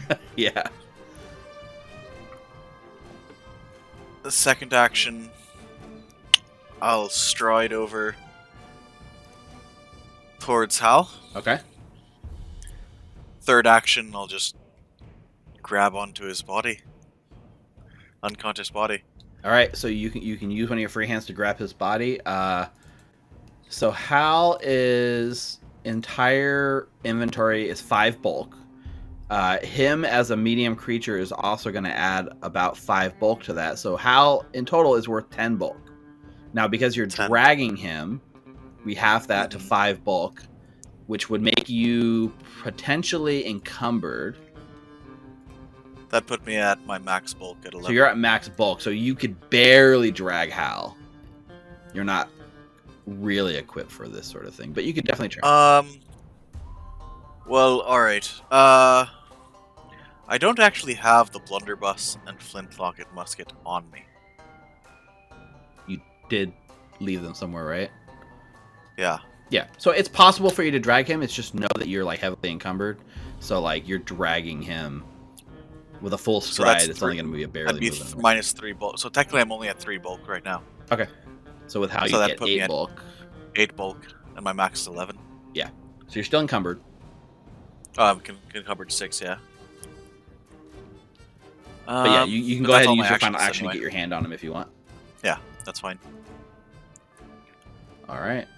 I think that was all 3, right? Yep. All right, Anita. Alright, I can't bloody well see anything, so I'm gonna follow the sound.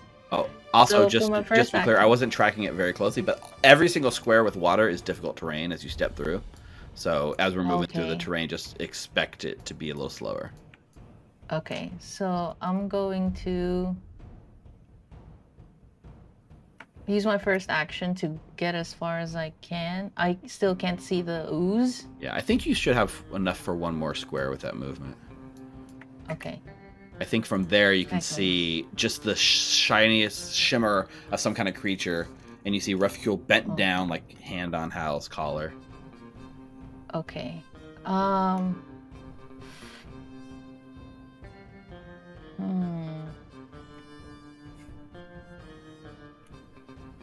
I'll use another movement Okay. to get as close. Okay. And then for my third action, I'm going to pull out a blight bomb. Okay.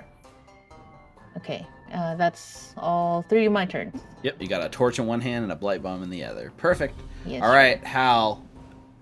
Death saving throw.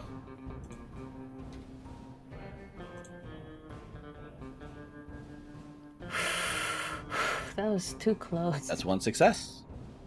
You 13. go back from dying 1 to dying 0. You become wounded 1 and you're stabilized. You're not dying anymore, but you're, unconscious. All right, that brings us to the ooze's turn. So here's what you guys saw, right?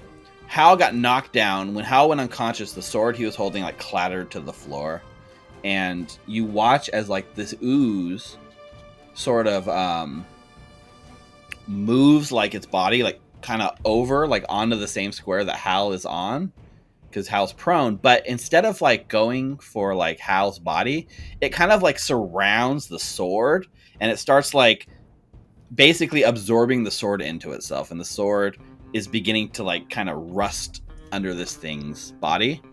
Did he have his sword out, though?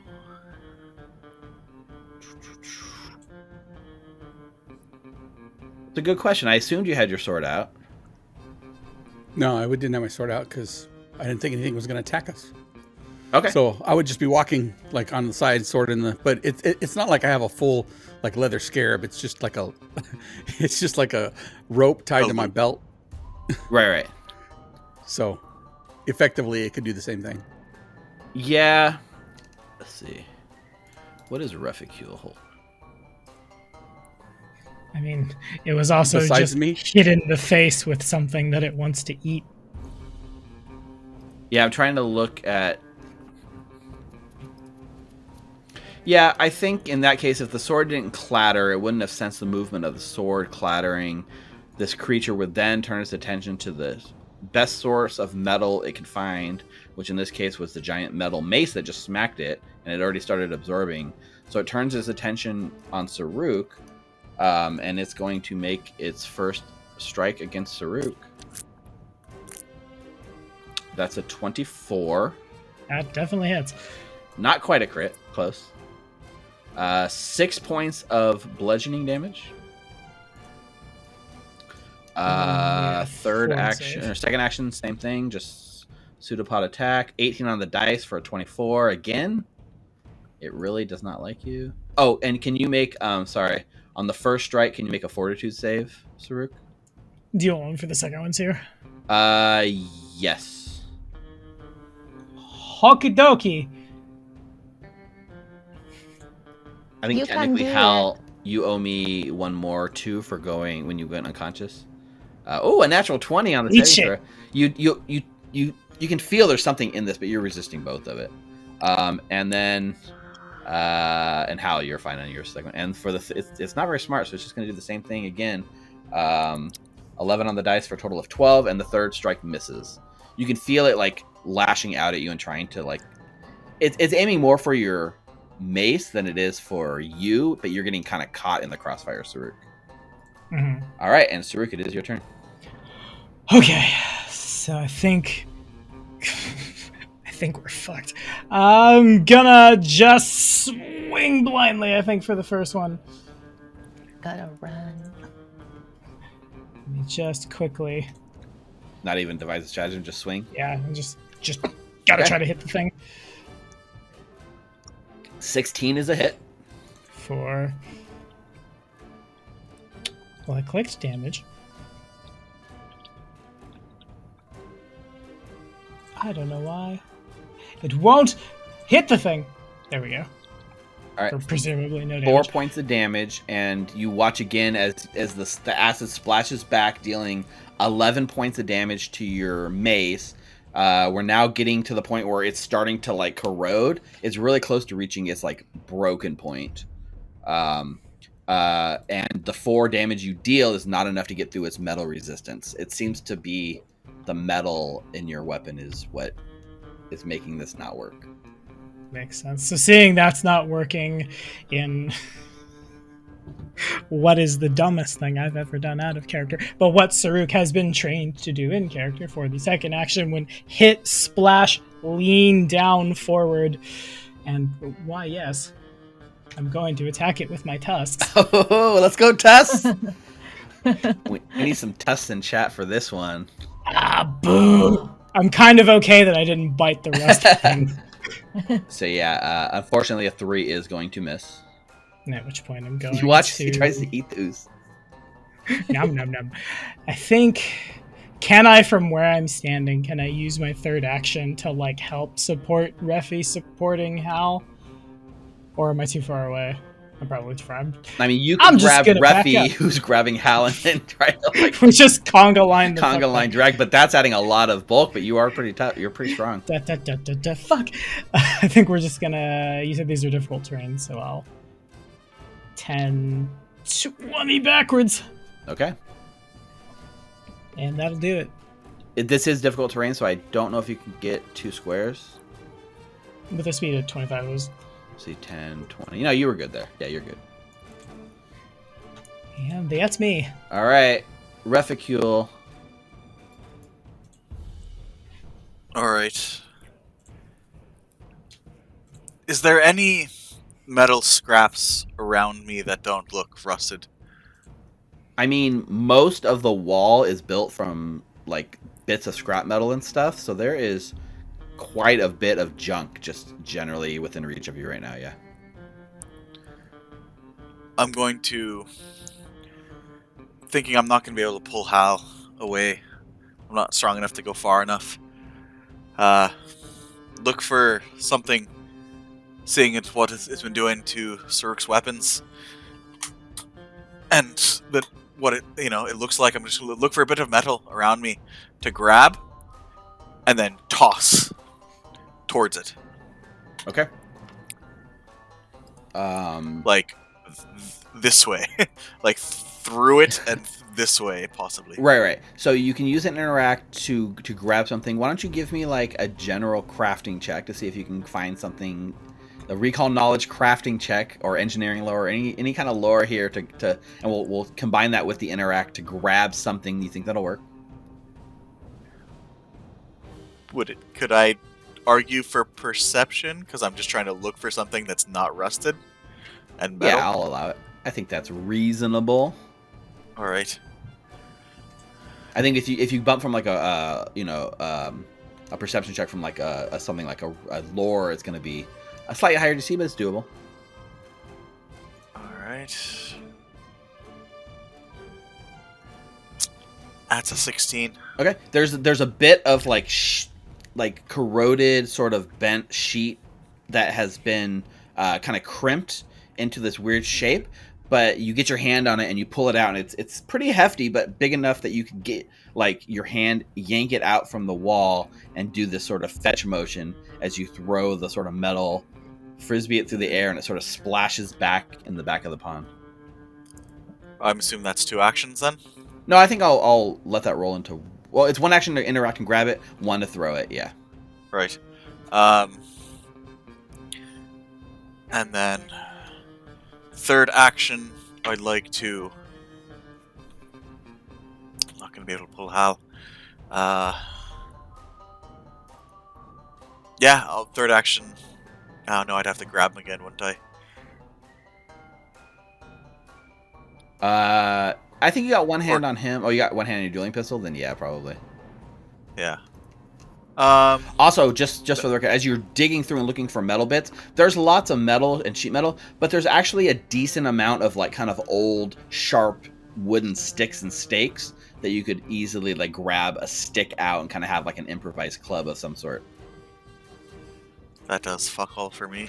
Sure, yeah. Just you pushed past a bunch of wood to get this metal sheet and chuck it, right? Yeah. I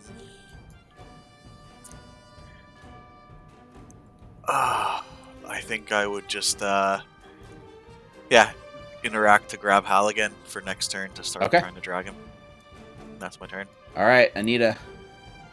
All right. How far can Wybert go with 3 actions? He has 25 feet of movement. So technically, he could go like first 25 feet to there, right? And then with every stride after that, he could move 2 squares. Okay, 1, 2, 1. No, 2? not Wybert. Yeah, I mean that would basically. This is what's for dinner. Yeah, Wybert, man. You're right here, right?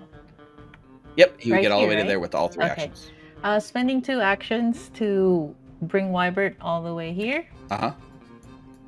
And then... And then it's 20 feet to chuck a bomb, right? The range increment If on I bombs are remember 20 correctly. feet, so you could throw it more. You just have a -2 penalty to the attack if you go out of the 20-foot range. So from where you are to the creature, since it's 30 feet, it would just be at a -2 penalty. At a -2? Yeah, I'll try it. Sure, let's do this. All right, you throw the blight bomb. -2.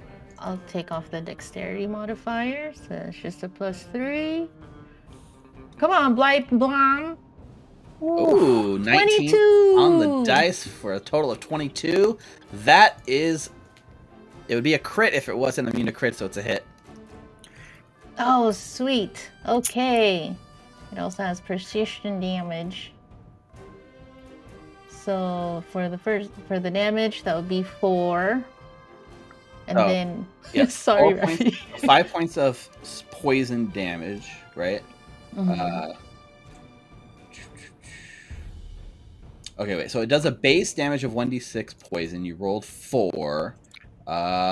It is. Oh, it added the splash damage already. Yeah. So it is actually has no anything to poison, so it takes the full poison damage, including the 1 splash. Reficule and Hal each take 1 point of splash damage too, as the bomb explodes. So fucking sorry. 1 point to Reficule. Hal, you take 1 point of damage. You go to dying 2. What? You were wounded 1. Can I aim it here? If you don't, no, you threw it at the creature, which is why it dealt the damage, right? Okay. The splash is just the 1 point of splash, but splash does 1 damage every single round. May I retroactively just do the 1 splash damage right here? Instead of aiming it at the creature? I mean, sure, and with the same roll, instead of taking 5 damage, it now only takes 1 point of damage. The persistent effect, it doesn't get hit with the 1d4 persistent splash, but it and Reficule each take 1 point of damage. Okay, and then I want Wyber to look as juicy as he can be. Oh, yeah. Oh my fucking god. Yeah. That's the direction we're trying to go towards. Wow. Hal, you're stable. You're not dying. He's blocking you. He's blocking you. You're not dying thanks to the bomb like being a little like off, but you're still unconscious. They go here.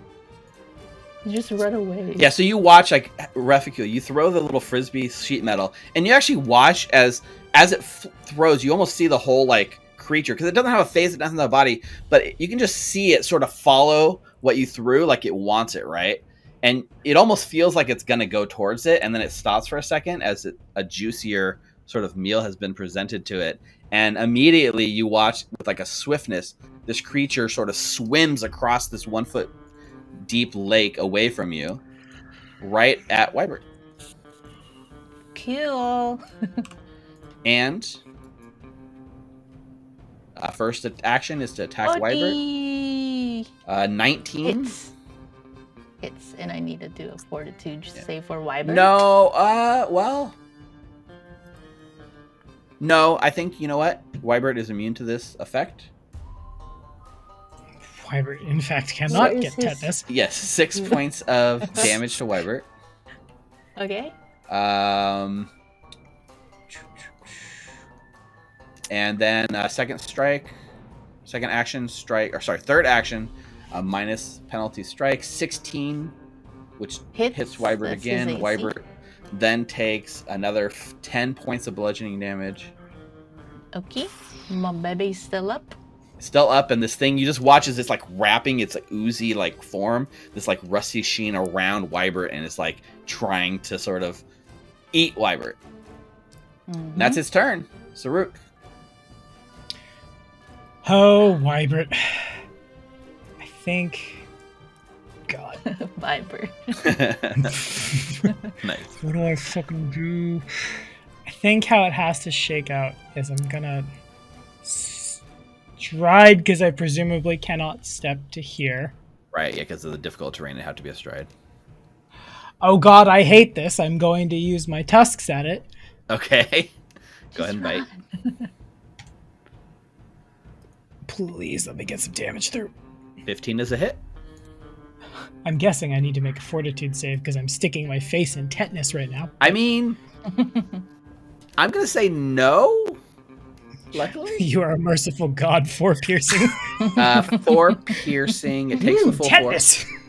You bite down, and as you do, there's like a splash across your face. There might be some like light, like acidic scarring, like kind of around your mouth, but like you're not taking any damage. You're not wearing like iron teeth or anything, right? It's just your teeth. I mean, there are cold iron rings on Saruk's tusks, but I don't know how those interact with rust. I'm gonna.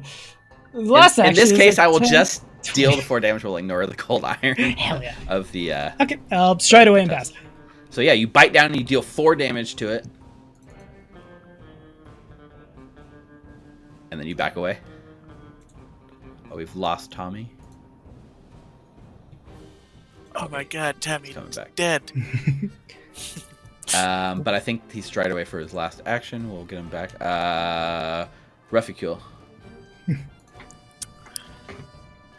Alright, I will drag Hal as far as I can go. Okay, so with your encumbered, each stride action through difficult terrain, I think each stride action you bring Hal, you're going to be able to drag him 5 feet. Alright. If the water wasn't here, if the lake had been drained, it would be much easier. But with the water, it's really like making it harder. So you can drag Hal behind you, sort of like a round. That's my turn. Yeah. Anita.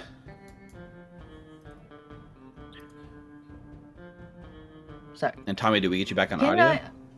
Presumably? Huh? Yeah, I can hear you. Okay. Hello? Okay. I can't pass through allies, right? No, you can pass through You allies can't. without issue. I can? Okay. Yeah. So I would like to use 1, 2. So 2 squares per stride action, yeah?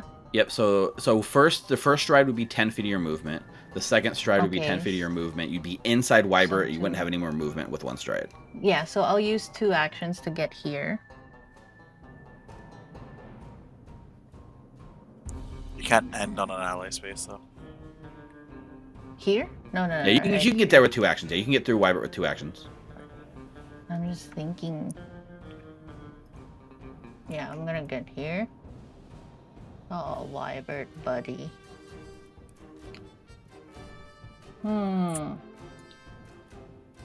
I already spent 2 actions, and then I'm gonna use 1 action to draw my healer's kit. Okay. That's the end of my turn. Yep. You go into your bag. You pull out your healer's kit. Okay. All right. Top of the round. The creature gets to go. Yeesh. I think this might be Bybert time. Oof. 4 on the dice. Listen! That's a miss.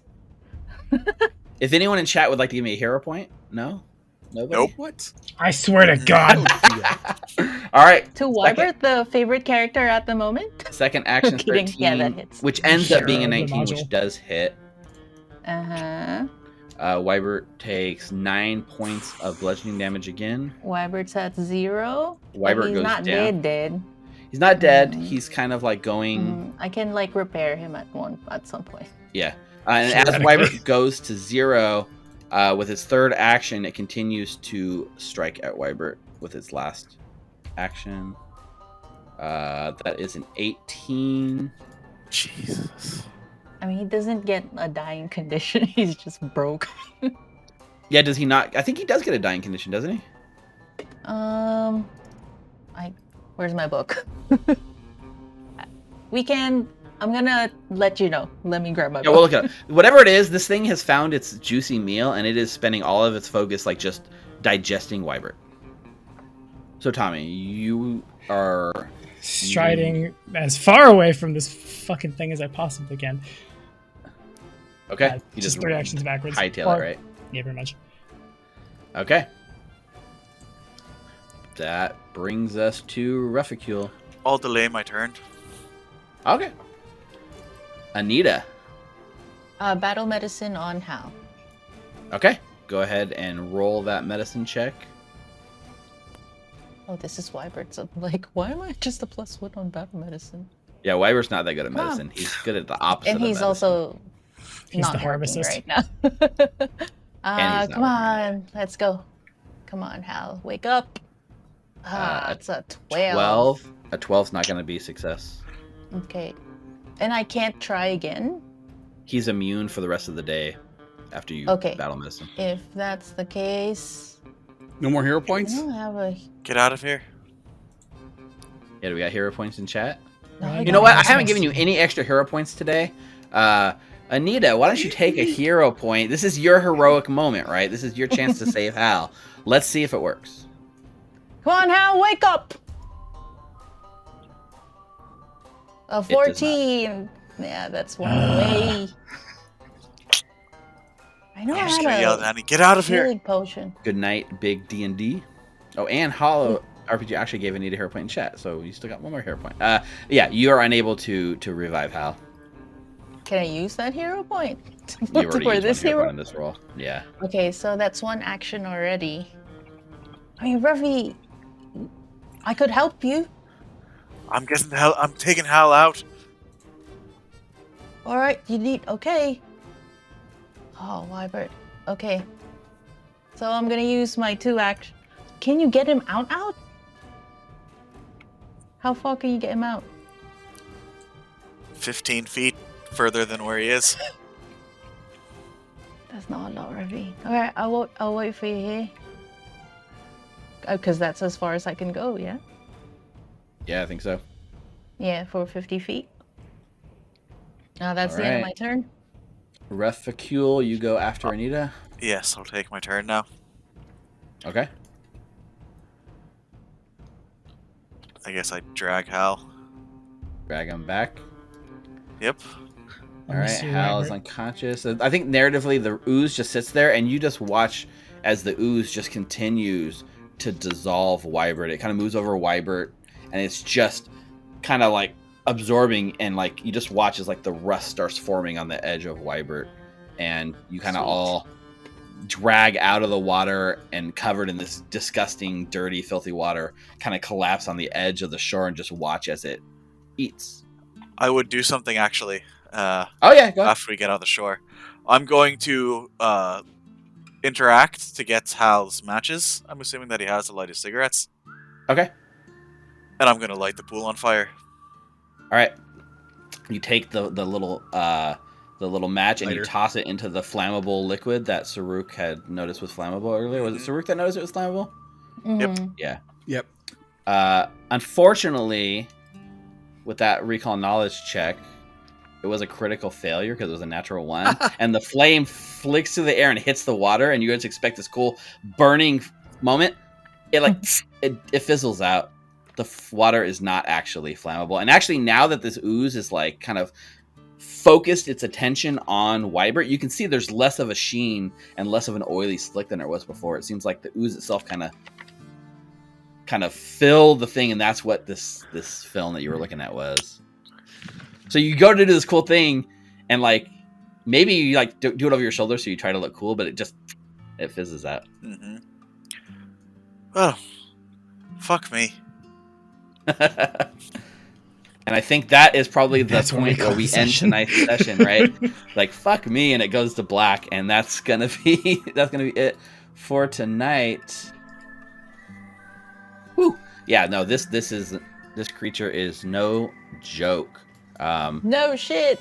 And also, the thing that's annoying for me is like I gave you guys so many chances to like notice it, and you guys just could not hit a perception roll, or anything to like get the lead, like any information on it, and it puts you guys in a terrible situation. And this creature it's not really your guys' specialty, so we'll have to regroup with a new plan next week. And oh my god, Wybert first casualty, kind of. So did you manage to find the rule on your construct and the way the dying works? Because I think it doesn't die. No, he doesn't get a dying condition. He just goes to 0. And then I'd have to do like a repair, but if the threshold, I guess for the damage, went twice, I'd have to spend an entire day to reconstruct them. Yeah, it's gonna take a day of downtime to fix Wybert, assuming you can actually. But even I need to get him first. Yeah, for sure. So gotta drain that clog. Yeah, drain the clog. It's Anita's gonna bring Hal to unconsciousness again when he wakes up. You were first! I should have gone! I should have said something! Well, it is an interesting cliffhanger to end on, and to see how you guys regroup and come back with a plan. Level 1. Level 1, right? And I know. And yeah. Well, you know what? Sometimes the session doesn't go your way, and sometimes you narrowly avoid a TPK by sacrificing your most trusted companion. That's okay. But that's going to do it for us this week in Alkenstar. Big thanks to Ninna, Richard, Rick, and Tommy for playing with me. It's been a fun night. It's been an interesting night from my perspective. We fought cockroaches and we fought rust oozes. If you don't like this Rip creature, go blame Wyvern! Vanessa. Go on Twitter and just Temporarily. at Vanessa. At Vanessa, Ninja Cat we are Vanessa. having conversations. Yes. You need to play gunslingers. Yeah. I rely take a on minute? crits, damn it. Yeah, no, yeah. Oh, there's a huge can of worms that opened this week as I delved into the community. Whether if you crit, a crit immune creature does like things like deadly and fatal and all of that trigger. And you know what? There's a split between the community where half thinks it does and half thinks it doesn't, and it's very interesting because go ask like the rules lawyer, go ask how it's played. Different people have different interpretations, and what we really need is Paizo to step up and actually tell us how does it work. As a completely Anyways. unbiased gunslinger, I'm going to say it does apply. You know what? As in the strictest reading of the rules, I think you're correct. Not intended, but raw. So anyways, I want to take a moment right here to give a shout out to our patrons who support us on Patreon. Big thank you. David Sims, Derek Brewer, you guys are awesome. Guys, if you guys are watching this, you can get your name on this screen. You can go to patreon.com/recallknowledge. Support us. Help us to make more content like this because, as you can see, my computer is chugging a bit tonight. I need to upgrade. Help us make better content, right? This cast appreciates those of you who are supporting us. David's been with us for a while. Derek's been with us since the beginning of the show.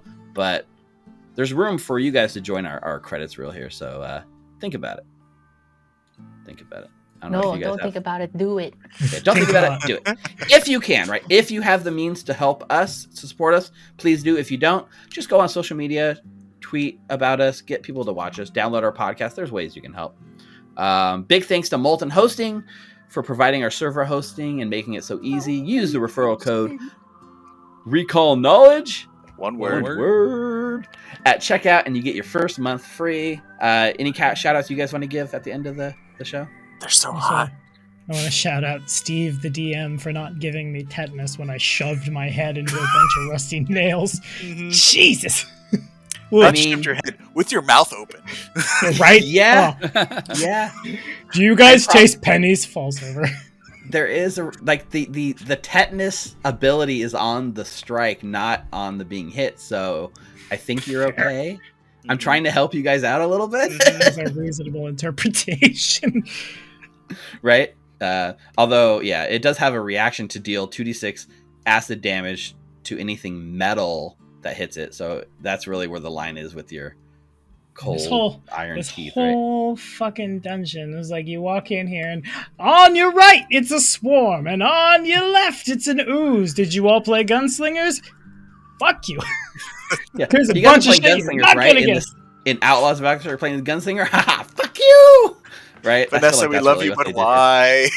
Because we wanted to see Wyvern explode, and not in that way, but in the do lots of fire damage way. Heck, we're gonna be back next week, May 18th, right? Yeah, May 18th, 7:00 Pacific, to play through the next episode and see just how our outlaws will manage to get through what I guess is your biggest nemesis to date. First, it was Angelique and Mugland, and then it was doors and vaults. The vault. Now it's rust. Yep. Can't you just lead the rust monster all the way back to the vault? That would have been the way to go, right? Ooh, can we somehow bottle it up and then just drop it into like... Well, listen, nobody's attempted a single recall knowledge check at all, so you don't know what's possible and what's not. Anyways, we'll be back next week with lots of... Give me all the rust ooze puns you can come up with in the next week, guys, on Twitter. That'll be amazing. Until then, stay safe, stay healthy, and I'll see you guys next time. Goodbye.